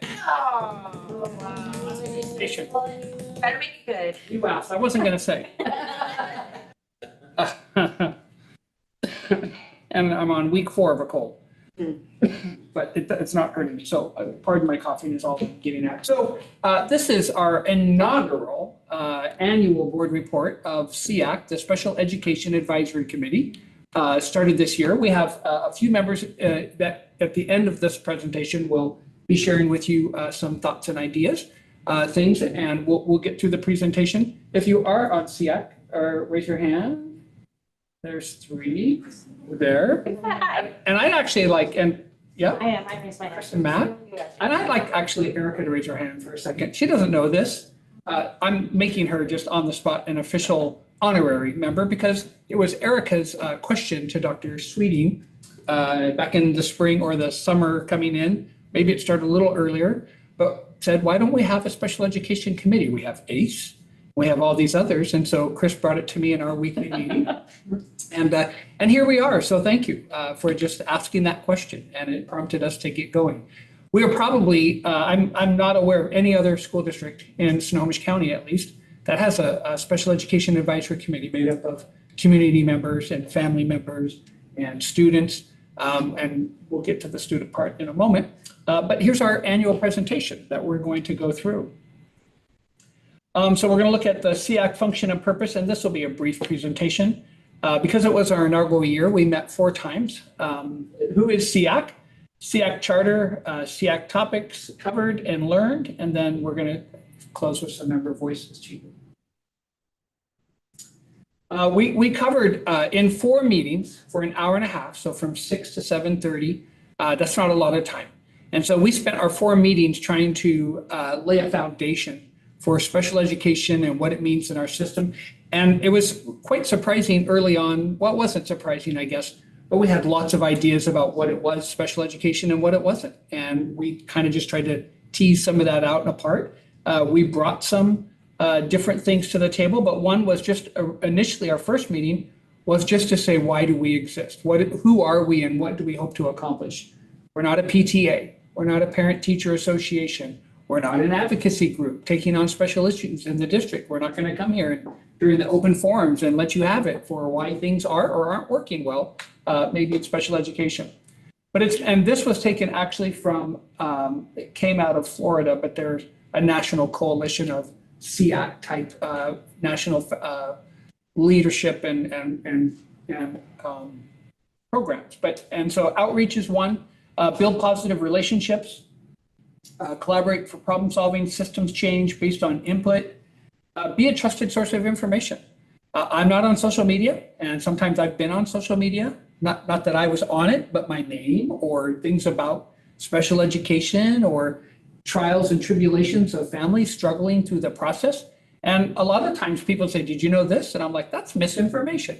And so people are sharing ideas that may not be grounded in reality, or at least it's grounded in their experience. SEAC is an opportunity for us to develop within our system a group of trusted adults where people in the system may have access to them over time and know that they can be trusted people to share information and that they're speaking, at least on behalf of special education and as parents and community members, what it means to them, to what that means overall for our district. Improve service and programs, and then again, deepen trust in our system. We are made up of 60% parent and community students. We did not have any students join us this first year. We started off with just a parent application and anybody can apply in the fall, just like any other community. We actually have 2 students going to be joining next year already, and we hope to get more as time goes on. And 40% staff participation. So we were looking, we didn't know. We should it be 50-50, should it be 60, 70, 30? But we just settled on, because as we started out, and we're trying to keep it right at 30 members. That's a lot of people. We had that number at the beginning, and as it went on a little bit, it tapered down, and people have obligations and different things. But we actually were at a 60-40. We arrived there just by natural fiat. It just took place. We after going through the first year, we're looking at keeping that, the longevity alive. And one of the things we talked about closing out about next year, what would we like to see? They said when new members come on, we want a separate meeting for them. We spent the first year just onboarding. We don't want to go through it all over again. So I thought, what a brilliant idea, have a separate meeting for, first time people joining, and to sit through and have some of this, what is SEAC? Because it's also not something where you're personally advocating for your child. And we went through some of those discussions early on about, because when I come as a parent to a community meeting, I know my experience. I don't know everybody else's experience. And the only way I know special education maybe is through my own experience. And sometimes it's not a positive experience. And they want something to change. And they want something, but they want it to change for their child, not necessarily for the system. And so that's why we kind of teased all that out and just explained this is a larger, broader group. Not that you can't bring that experience to the table, but maybe not by using your child's example or to be speaking directly about, that type of situation. And so, as I said, we've concluded our first year having met 4 times. And also, we're going to increase meetings next year. We're not going monthly, I don't think. I just did I'm going to start, thumbs up. You can tolerate 5 meetings. And all the thumbs up for our last meeting, people were there. Could you tolerate 6 meetings? Tolerate. Probably not the best word. Some stayed up. 7, and they, started going like this. And then, I think 8, and it was, we're down. So we kind of, and we haven't settled the dates or anything, but looking forward, we're going to increase our time. This is our charter. You can find this on the webpage under district committees. I don't think I'm going to read that to you. I'll give you just a second to look at it. The second paragraph is why we're here tonight.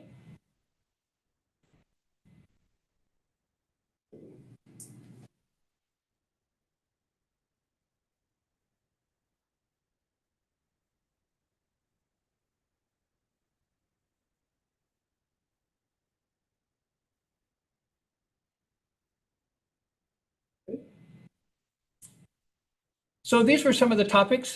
We knew that we'd have to fill some time too, just to educate people and give them some understanding. So we talked about what is least restrictive environment? What does it mean to, when you talk about, because IDEA, when a student qualifies for special education the first go around, IDEA, the federal laws that guide special education, presume that that child will begin in a general ed classroom. You've just identified them with special needs, but that's where they're going to start. And then depending on their need and level of support, it might be built into the classroom, or the least restrictive environment is meaning how close can you keep them in general ed? And we're seeing a shift in Washington State in the last 5 or 6 years, where we're starting to find ways for students, wow, I'm not going to get personal here. I was going to think about special education in Washington has for decades. We have trained our teachers, we have trained our students that there's a place for you down the hallway, in a classroom, apart from your peers. And we've worked on that model for years. And now the model is, and what we're trying to accomplish is to say, no, you are a peer. You are a general education student. You do deserve to be as close to that setting as you can.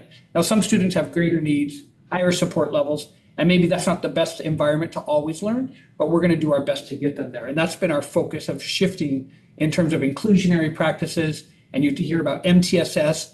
MTSS is basically a general education system to prevent, if possible, students from being identified. Early interventions, early supports, early activities in their lives to get them so that we're not down the road going, we heard tonight we heard in the retirement ceremony next door earlier today about a 10th grade, student who's reading at a 4th grade level, right? How do we prevent that? How do we support that, change that, right? So least restrictive environment, it's a big deal. District special programs, we outlined what we do in our system. I've always, or at least lately, we've been talking about, we don't have self-contained programs, except I always qualify. Developmental preschool is our only self-contained program. Why? Because they have no access in our system, on our campuses, to other typically developing peers. We don't have a preschool program. We don't have an early learning child center. We want one. We sure do. And we want that access, but we don't have that. So they're surrounded by their peers that are also identified with disabilities. But every other program, whether it's EBD or SLE, working with students with autism, they have every chance and opportunity to the level that they can participate in general education to be there. And we'll do our best to support them. Is it perfect now? No. But we're moving in that direction to keep strengthening. And that starts with MTSS, which again, general education teachers understanding how to work with students who might present differently than what they're normally used to. We talked about finances, revenue and expenditures. We had recommendations like stop relying on the federal government for special education. Let's just do levy dollars. And I said, well, that's $15 million. I don't know that we have in our system or access to, right? So there was misunderstandings about where dollars are coming from and how they're being spent, right? And so we talked about that. We kind of broke it down in our meetings. Then we did SEAC voices. We do student voices, we do staff voices, we do community voices, and we got all kinds of what's working. What's working? Lots of responses. Communication's working great. What's not working? Communication's not working great. Right? It was broken up all over the place. And so then to say, okay, where does that leave us? Well, we probably need to work on communication, or at least define what good communication is about. But that was one example. You open it up and you see what you get, right? And then we had some special education videos that kind of would explain like least restrictive environment in about 8 minutes with the whiteboard, somebody draws on it and, the images and things like that. And then I forget, maybe it's how you qualify for an IEP or something like that. So those were some topics we covered in the 4 short meetings that we had. So I'd like Julie, Shanna, and April to come on up and they can introduce themselves. We prepped them just to answer the question, and I think your names are up there, so you can just do it in order. So, and tell us what your role is in the system, and then just take your time to what did you learn and what are your hopes for next year, and we'll go in this order. Cool. Thanks. Hi, I'm April Lewis. Thanks for having me. I am one of the developmental preschool teachers over at President's Elementary. I was hired on last school year as one of the 3rd teachers in developmental preschool, and everything happened so fast. It was like kids were coming in, we're assessing, numbers were going up, and I'm just trying to learn so much about the developmental preschool program, how students qualify, and then also just our programs within the district. So that was one big reason why I decided to join the Special Education Advisory Committee. It was almost perfect timing that it started in my first full year being a teacher here.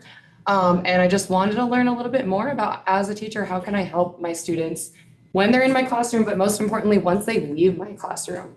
How can we make that transition smooth between programs?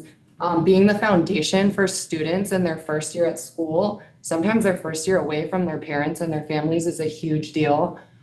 So Dave did a really good job at outlining the programs that are at all our elementary schools, middle school, and high school. So that's one big thing that I learned, the finances behind everything. And then I learned a lot from our parents and our community members. What are they wanting from teachers and educators? What are they wanting to see? What do they want for their kids? So that was my big takeaways from this year. My hopes for next year is to continue solutions this year again was like that foundational piece. How can we start chipping away at some of those issues and those problems within the system that our parents are seeing? And how can we just bring some solutions to the table and just really just me as a teacher bring into my school and our programs everything that we're learning and what we're hearing. So I'm hoping to advocate for that a little bit more. Hi, I'm Shannon Crooks. I'm one of the counselors at the high school. I want to start by saying, Nathan and Deja, you guys are going to make the world a better place, and it is an honor to know you. When it comes to what I learned this year, as a high school counselor, I get to have my hands in a lot of things. We wear a lot of hats. Special education is kind of where my passion lies. One of the things that I have enjoyed most about serving on SEAC is the voices of all of the stakeholders. Professionally, as a high school counselor, oftentimes my perspective gets real narrow and I get real focused on advocating for there to be a pathway to graduation for all students served in special education, regardless of the severity of their disability. And by being on this committee with parents and other staff members and community members, it allows me to kind of open my mind a little bit and also see what other issues other people are bringing up as important. My hopes for next year, as many of you know, in 2019, the graduation requirements changed and the way that students served in special education earn a diploma also changed. I have some ideas, some opinions of ways to give to how I think that at Arlington High School, we can make sure that all students have access to that pathway, while also getting the opportunity to work on other issues that other community members and other staff members are finding important. My name is Julie Fishman. I'm a parent in the district. I have a student at Weston, and then my son is in the behavioral and emotional development class at Eagle Creek. I joined because as a parent of a special, education student, I wanted to know what was going on, and this gave me that opportunity. I was surprised at how many different programs there were. I'm not very familiar with special education, so I thought that you were either in regular classroom or you were locked away in a portable all by yourself. So it was nice to know, to really learn about the least restrictive environment and all of the different programs that we can offer our students. And I'm really looking forward to next year, finding out how can we make what we have even better, and how can we improve the transition from school to school? Because my son is in 5th grade and I am scared to death of him going to middle school because he may be 11, but he's 8. And sending him to middle school is frightening. And so, I want to be able to help ease that for other parents. And as someone who spends too much time on social media, I want to be able to help direct other parents in the right direction. When parents are complaining about what's going on, or no one's answering my questions, or they're ignoring me, right? I want to be able to help direct them to the person that they should be talking to, because they may be just talking to the wrong person, or that person doesn't know where to go. So I'd love to help be an advocate for our community. I had a question. How did you come to know about this committee? It was an email that got sent out to, I would assume everyone in the district. And when I saw it, I work full time and I'm married and I have 2 kids. I have no free time. But as all of us know, you have to participate to make anything better. And so I decided to carve out the time and help everybody out. I think it's really essential that you as a parent, I feel like we know this even post middle school, the grassroots is really in the parental involvement, I feel like. there's a lot of the academia, the schools, they understand the program, the government, the rules, the regulations, and then you're sitting in there at the effect of all that.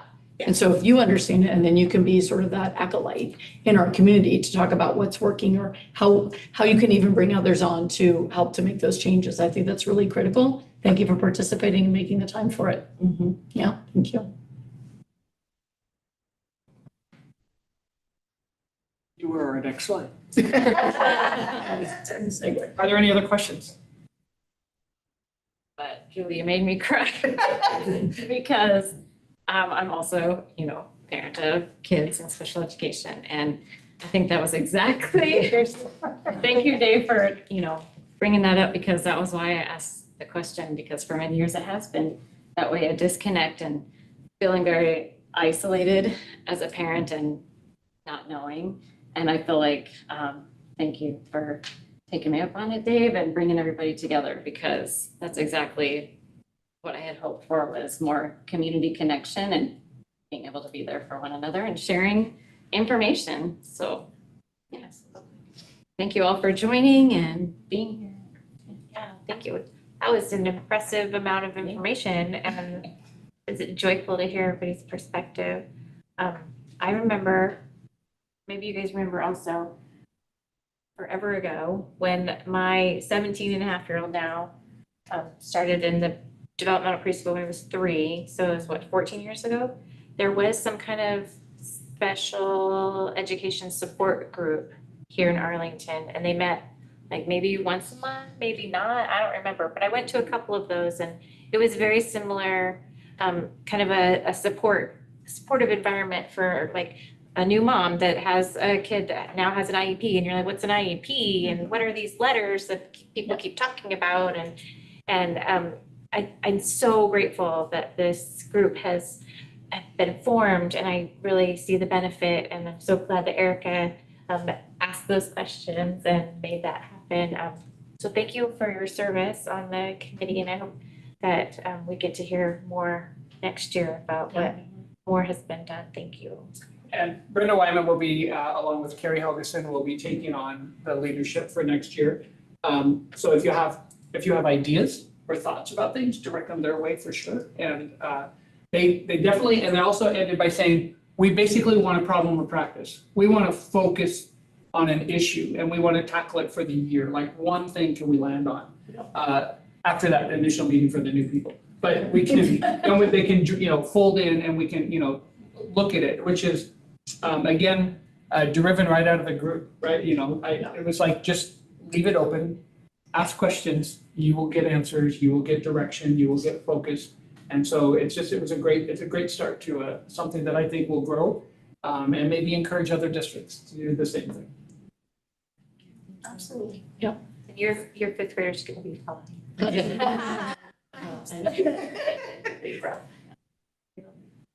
Any other questions? Thank you. Thank you. Thank you so much. Just checking in. Do we need a break? Nope. No, I don't. Budget development update 2025, 2026. We'd like to welcome up Gina Zucmush, our Executive Director of Financial Services. And Dave, way to go out with a bang. Last meeting.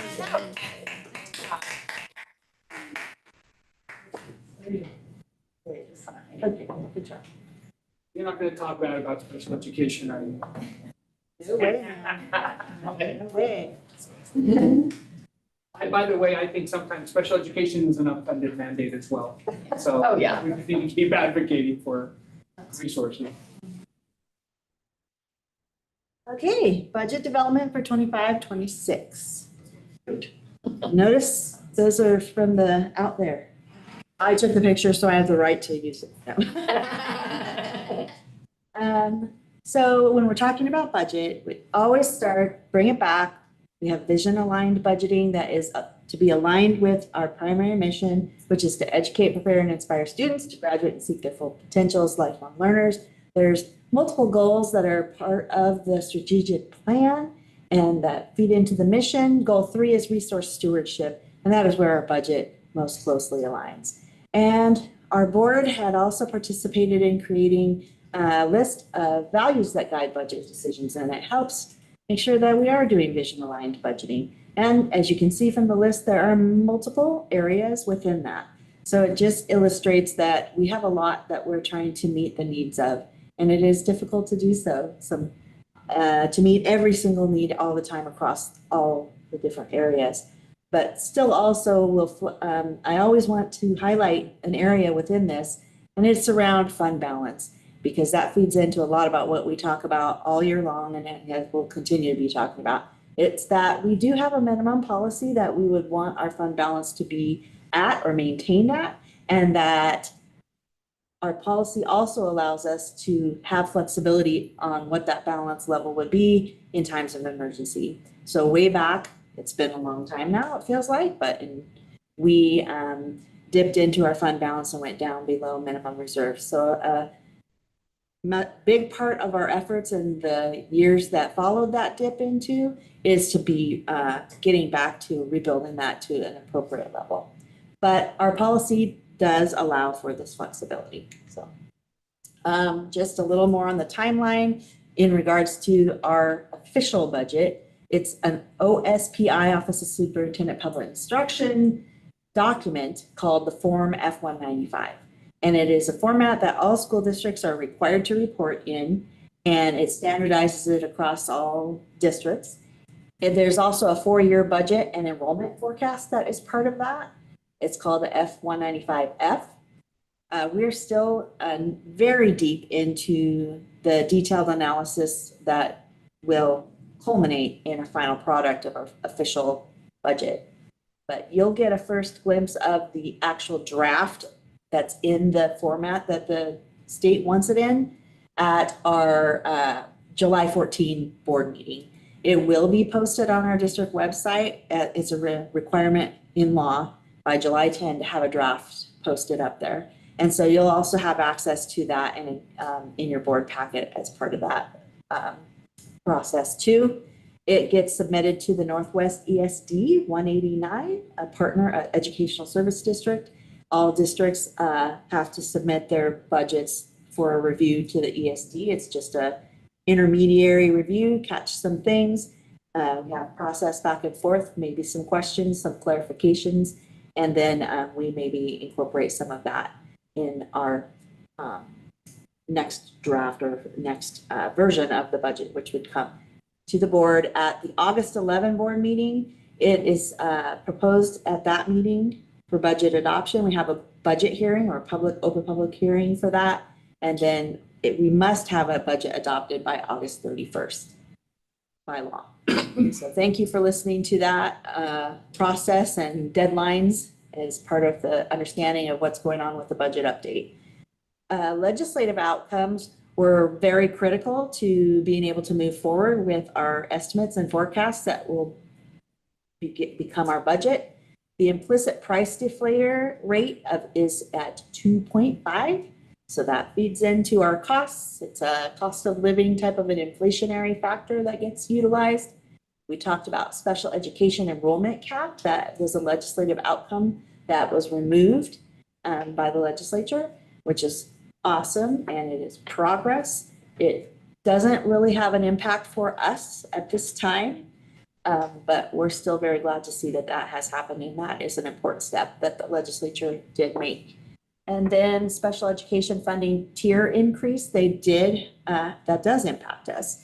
We're estimating that impact to be about $600,000, and it is well needed to support the costs and obligations that we already know that we will have for serving our special needs students for next year. Our allocation formula for materials, supplies, and other costs, we call it MSOC, has increased also about $35 per student, and the estimated impact to our district is about $193,000. Sorry, $193,000. Our revenue estimates, there's a tool that we utilize that the state puts out. It incorporates all the legislative changes and all the little tweaks and things that are part of that. And we utilize that in creating our revenue estimates for next year. So that tool has come out, and I have got some numbers from there. prior to that, or prior to any updates that I shared with you, we did not have that tool. And so we were having to make our own estimates. So expenditure estimates are underway as well. That is very detailed, lots of information. It's the calculations of, because we're 86% of our budget is salaries and benefits of our people, there are lots of details to look at. So we've rolled up all the people that we currently have, what their annual salary and benefits would be, and applied the increases to the salaries that we're required to do by collective bargaining agreements. And we're coming up with those estimates, but we have them, but we're doing all the detailed analysis to make sure that things are right. And then again, part of the budget that you'll see in July will include a 4-year forecast.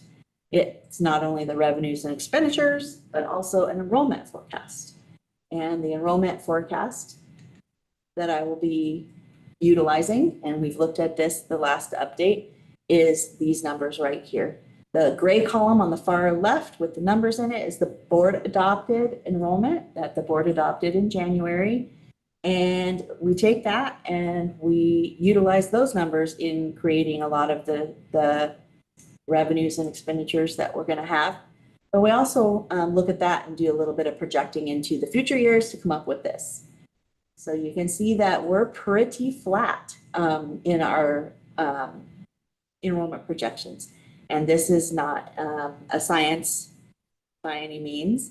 It is merely a tool to get some of our 4-year forecast glimpses in our budget. And here is a working forecast adjusted. So what you'll see there, the first column is the adjusted forecast for 24-25, the 24-25 fiscal year. That's the year we're in. So we have about enrollment of 5,559. And we started with a fund balance of a 1.296 million. Our revenues that we estimate that we believe will come to fruition year to date and over the next 3 months, 4 months, 3 months, June, July, August, 3 months, is about 101,695,000. And then expenditures, same thing. Year to date, what we spent so far and what we estimate we will be obligated in our trend analysis to spend in June, July, August, is about 100.5 million. And so that would lead us to an ending fund balance of about 2.46 million. And that is a growth picture there. We start with 1.22 million. We end at 2.44 million approximately. And that shows growth. And we want to continue that. So the column on the right, the preliminary working forecast, 25-26, it has our board adopted enrollment picture there. And our estimated starting fund balance of the 2.46 and revenues, expenditures, and that also shows growth with an ending fund balance for next year in the $3.4 million range. So these are our estimates for the time being. We're still, like I said, we're still really parsing out different ways to look at things that might flush out a missing piece or something that's in there incorrectly. So we're looking at it upside down, sideways, and in between. And we'll continue to do that. So any questions on that right now?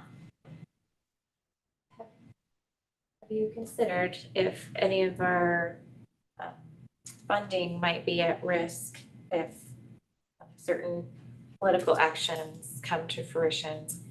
We have been talking about our federal funds for next year. And right now for 25-26, it is not as volatile of a picture. We have some limited assurance, but we are not changing direction on any of our plans for going towards next year. And we're basically, for the most part, believe we'll be getting very similar level of federal funds.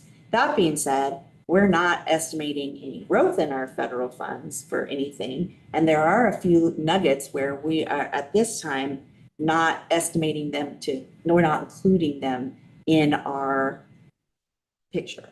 But they are not, they're smaller bits. They're not items that actually would result in, this is tied to somebody's actual job.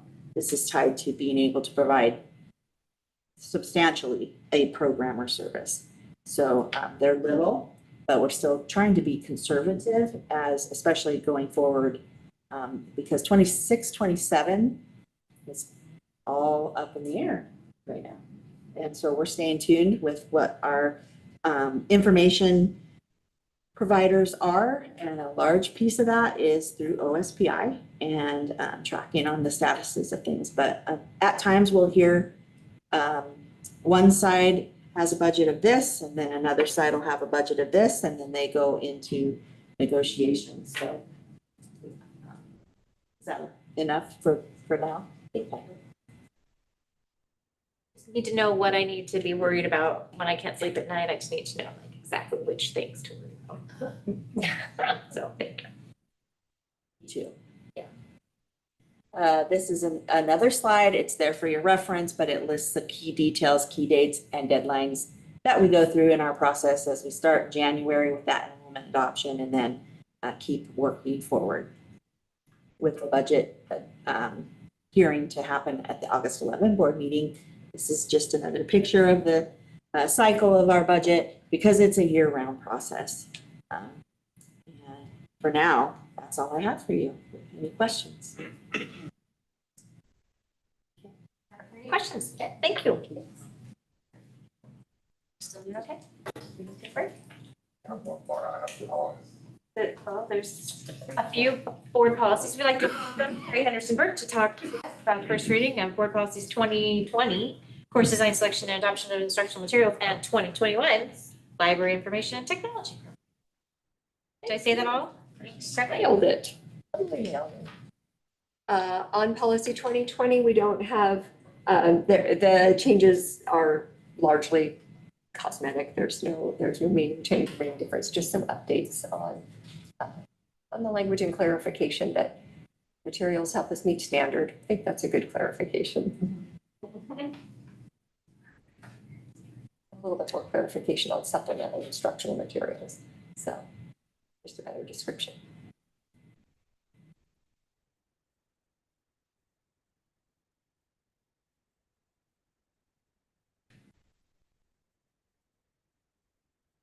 And we keep a list in teaching and learning of all of our adopted materials. So. No change to the content, really just clarify strictly on the version. Right, can I bring up the next one? You bet. Policy 2021, library and information programs. So again, there's a bit more red on this one at the beginning. Not a significant shift in what the purpose of library and technology programs are. Again, an updated language. I would like to pause and see the sentence that stands alone where it says the district's library and technology programs are staffed by teacher librarians, wanting to err on the side of clarity that it's only at the elementary level that library tech is offered as a class for kids. And so at the secondary level, it's not a class. The libraries are supported by paraeducators who act more as facilitators rather than instructors. To whole groups, they can instruct certainly small groups, but I just want to be really clear about that. We need to. Do we need, and wondering if we need some more. I think in terms of erring on the side of caution. Say at the elementary level, at the end. That Oh, one. you're specifying That one which sentence ones. there, the Yeah, district's the library dis- and technology programs are right. staffed by teacher librarians. elementary as well.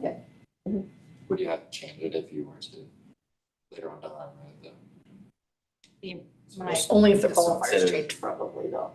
Right, if it was required to be a teacher librarian at the middle or high school and not para. You could even say like, as most closely aligns to at the elementary school level. That way it gives us some leeway so we don't have to change the nature. No, like, and the reason why we do that is because they are a specialist in that.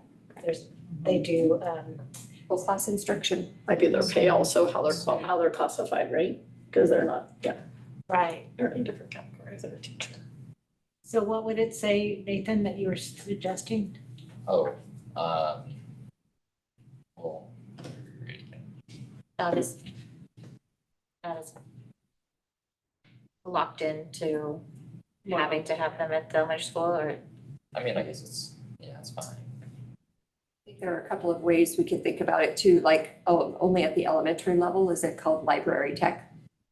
So we could, I could add the slashy between and remove the and. Or we could say the district's elementary library technology programs and just add a word. yeah. There is a part where that next paragraph down does talk about assisting high school students in completing their high school and beyond plans.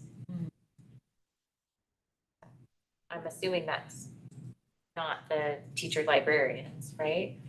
So that would be the designated part. Because that's middle school age. I do like the idea of just adding the word elementary, the district's elementary library, like that, so kind of simplify that. If we do that, would you want to say anything about secondary or leave it silent? Do we want it in policy? I guess, coming back to the policy question, it depends on whether we want it in policy stated that our secondary libraries are managed by paraeducators. I think it feels like an HR. Yeah.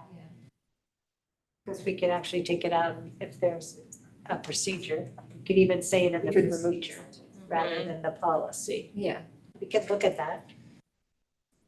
You and I could look at that, bring back. So either we take it all the way out or we bring it back with a revision. All right, any other thoughts or questions about this one? Did we scroll all the way to the bottom and look all the way through? Yeah, that's it. Okay, not a long one. Okay. All right, thank you, Carrie. And Erica wanted to let you know that she loves goldfish and she takes very good care of goldfish. I'm very glad, and I have enjoyed thoroughly the many goldfish crackers that have circulated. I forgot all about that and then I Have any of them been swimming sideways? Don't tell Mary. If they want to recheck their surrounding environment. You didn't plan We didn't just. All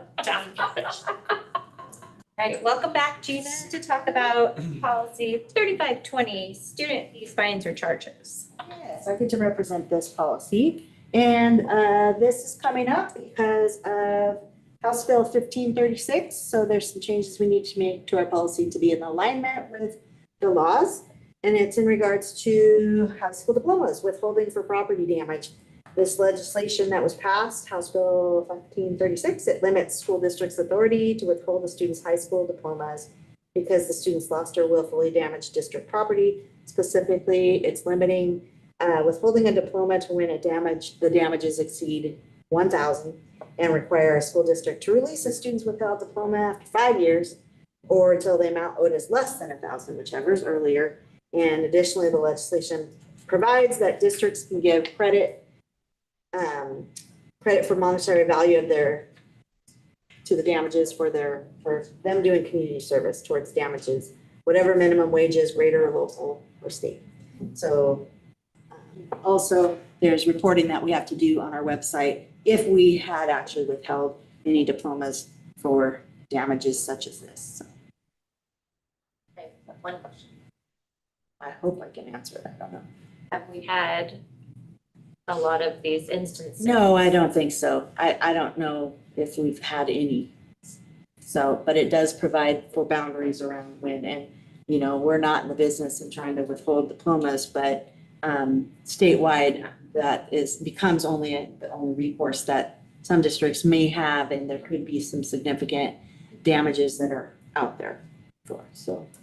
But it does, also, if we did have one, or any, it would need to be reported on there's other data that gets captured as well that we have to do on an annual basis in regards to the ASB funds and participation and things like that. So this would go on there too. So that's accessible to the public who would want to know or anyone. Questions? Yeah, that was fascinating. Thanks, Regina. Thank you. And then the last one, we'd like to welcome Brian Lewis. She talked about 6700. 6700. Welcome, Brian. Thank you. Good evening, directors. I want to pause right here. This is the title of the policy. You can see it was formerly Nutrition, Health, and Physical Education. WASA has done us a great favor by detailing these policies, this policy in particular, covering all of these fields and focusing solely on nutrition. There were a number of policies, 2124, 6701, and 6702, addressing the other issues encompassed in the current, or which soon to be former policy, 6700. The board adopted those in January and February of this year. So this policy focuses solely now on nutrition, which fits well with us from the way our district is organized, because child nutrition is an operational concern, and the other issues are more curriculum or teaching and learning types of concerns. So we're appreciative of this change. It gives us less to wade through in terms of policy updates. It also provides a clear direction for community members to find specific policies instead of having to wade through this whole policy. Now you can scroll down and you can see all the language that's been removed. The language that is remaining regarding nutrition is substantially unchanged.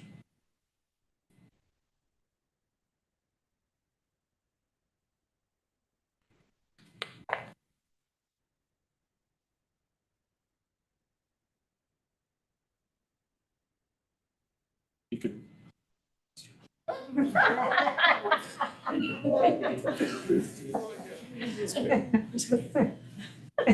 All that language instructive has been removed and incorporated into the other policies. So that. Questions? Thank you. No questions. I hear no suggestions for changes. Thank you very much, Brian. Next up is our informational items. We're going to start with our superintendent report. So. No. You okay? No. So just I wanted to say, this weekend was the swing into spring/summer. And, because that's what they described it as. And it was awesome. And Nathan did a wonderful job of singing, and the group, the flight and the jazz ensemble, the jazz band did great. So it was awesome. Then I also received a letter this last week from the Department of the Air Force, and there's these unit awards that are given across the nation, and there's like 828 units. Well, we were one of the units that's being acknowledged for a distinguished, I gotta get it right, distinguished unit award with merit. And so we were one. There was, in the Washington State, there's 15 units, and we were one of 3 that received that honor. So I just wanted to say that. And just thank you to the cadets, and also thank you to the 2 leaders that are in that group. And then tomorrow's graduation for Weston, Wednesday's graduation for Arlington High School. Got lots of other things going on. Today was grad walk. We've got 8th grade celebrations, and we got field days, and we have a lot to celebrate. That's it. Thank you. So much fun. Next up is our legislative update and discussion. Do you have anything for us tonight, Sherry? Not really to add, but I think that I'm looking forward to, once school is out, to at least hear Logan do his, one of the Tuesday noon talks, and just kind of find out what's going on with that. So I'm looking forward to having that opportunity when school's out, but that's it for me. Next up is our comments from our board members. I'd like to start with our student advisors. Start with Deja. Tonight's meeting was really fun. I really enjoyed seeing the reading quotes. That was really interesting, actually. I wish that we had done something like that when I was in elementary school, because well, I didn't really need encouragement to do reading in elementary school, because I really loved reading. But that's really cool, and it teaches really valuable lessons and stuff. So I thought that was really interesting. I really appreciated everything that you guys did for me and Nathan. much appreciated. There's like no words to describe how thankful I am for you guys. But that's about it. I'm pretty excited about graduation on Wednesday. We're reaching the end. I'm pretty excited actually. Thank you. Don't forget you have homework still. Sure. One more thing. Nathan. Well, once again, thank you, board members, for wonderful past 2 years. It's been an honor serving with you. It's been an honor serving for my fellow students and advocating for justice. I want to congratulate the retirees. That was really fun and a very positive program. I'm so glad that we do that. I want to congratulate our new vice principal. Thank you for joining us. I think you'll find Arlington to be a very special place. You won't find it anywhere else. And congrats, Mr. Gabe McKellar again. The future's bright for Arlington. I'm extremely excited to congratulate the next upcoming student advisors as well. There's advocacy to be done in places that we have not yet discovered. And I'm extremely excited to kind of turn over those stones and find new ways in which we can take advice from students, teachers, and community members alike. Thank you again. Thank you. Thank you. All right. Matt, you wanna go first? Yeah, I'll make it quick. Again, congratulations. I'm excited for Wednesday. And again, like the things that you've done for the board in your time here has planted seeds for kind of the next student advisors. So I'm excited for them to work with them as well and kind of see where we go. We got the SEAC committee started this year. Looking forward to that next year. So we got a lot of things on the move. And so I'm happy to just kind of watch it grow. So that's my food for thought for as we end the year this year. So yeah. Sure. Congratulations, graduates. I feel like we need like a group hug, but we might all be too sweaty. But this last couple weeks, I went and saw Cabaret, which was extremely impactful and like touching. And I was still crying the next morning because my child waved goodbye, and that song where you all were holding your blankies and your teddy bears and you were waving, and I was like, no. So it was very touching. And Swing into Spring was fun. I was there on Friday, so I saw the middle school bands. That was fun. And having a band kid, it's always fun to see them dancing around and doing their best. I did go to the Mariners game with Eagle Creek, and there was a lot of people there. My fifth grader sang on the field, so I was very proud. I was wishing that we had a drum line because we had to line up all the fifth graders and walk through the crowd. And when you have a drum line, you have mallets that keeps people out of the way. So I was like, maybe next year we can have the high school drum line go with. That's a great idea. Just to walk up, escort them. But it is nice to wrap up all the end of the year things. It feels bittersweet because, you know, it's goodbyes and those are always hard, especially when we're all dedicated and we have goals and mission and values that we share together. And so I just really appreciate everything that the student advisors have done and the board. So we have a whole couple days. We'll see each other. Hard to put an earring in one hand, isn't it? These ones just clipped, so it just clicks into itself. So yeah. Mary finds All right, Nicole. I loved the quilts, and I love that the grandmother spent so much time in the classroom. I think that's really great to have generations come together and share time together. I too went to Cabaret, all 4 shows, and they nailed it by the last one, and I was a blubbering mess, as well as the other senior moms. Killed me the coming out with the stoles with the blankets and stuffies.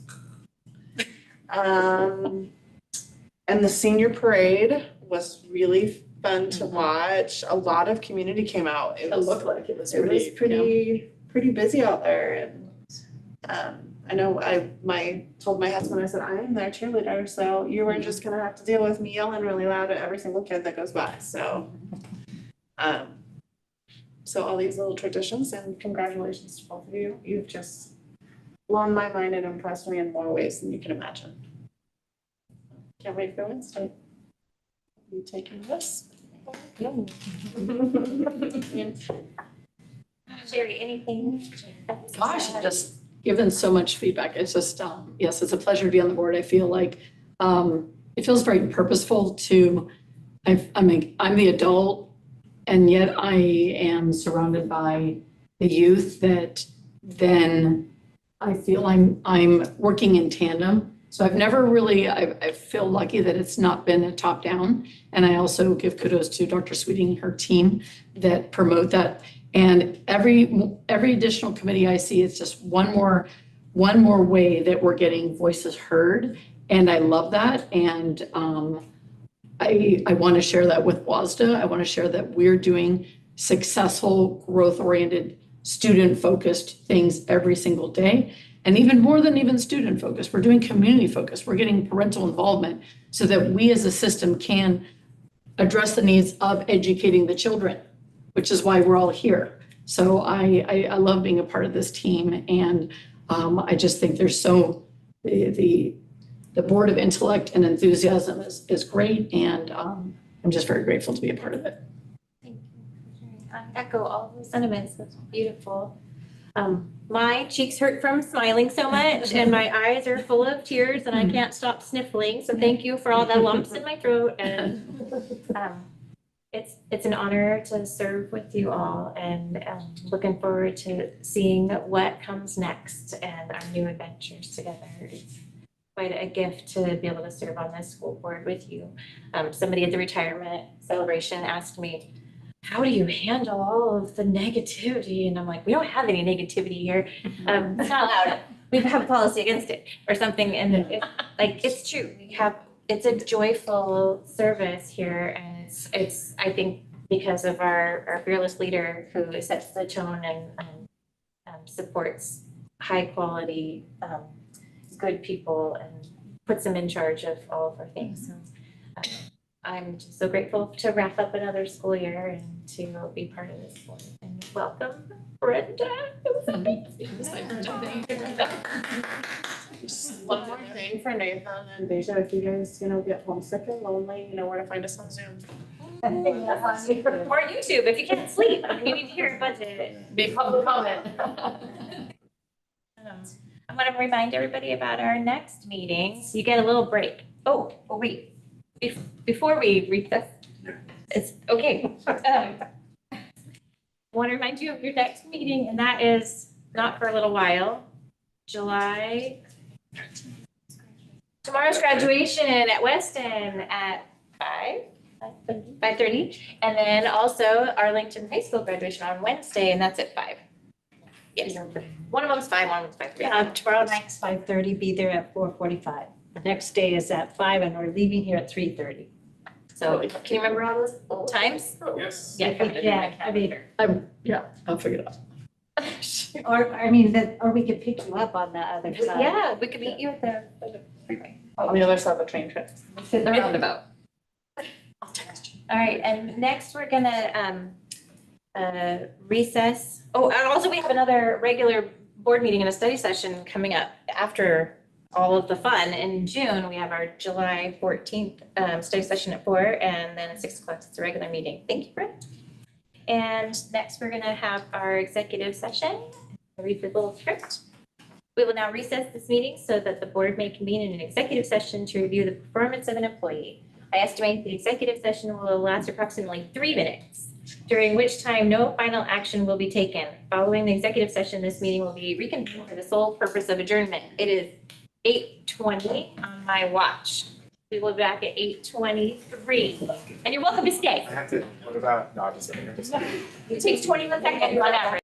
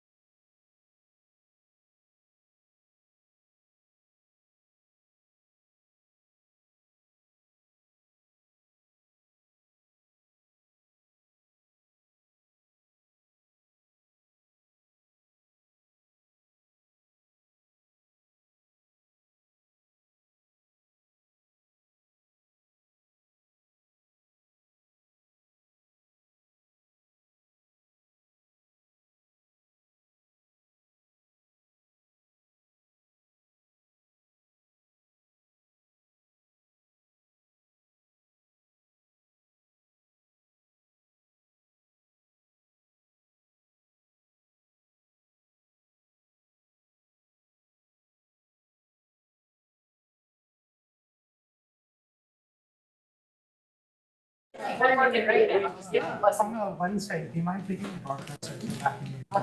Because I know some stuff. Okay, thank you. Taking a long way. 8:23, and then the executive session has concluded, and we have returned back to the boardroom for the full purpose of adjournment. Do we have a motion to adjourn? I would like to make a motion to adjourn this meeting. I will second. It has been moved by Director Diamond and seconded by Director Watts to adjourn. Madam Clerk. Director Diamond, Yes. Director Kelly. Aye. Director Watts. And yes. President Levesque. Also yes. Director Knapp. yes. We are adjourned.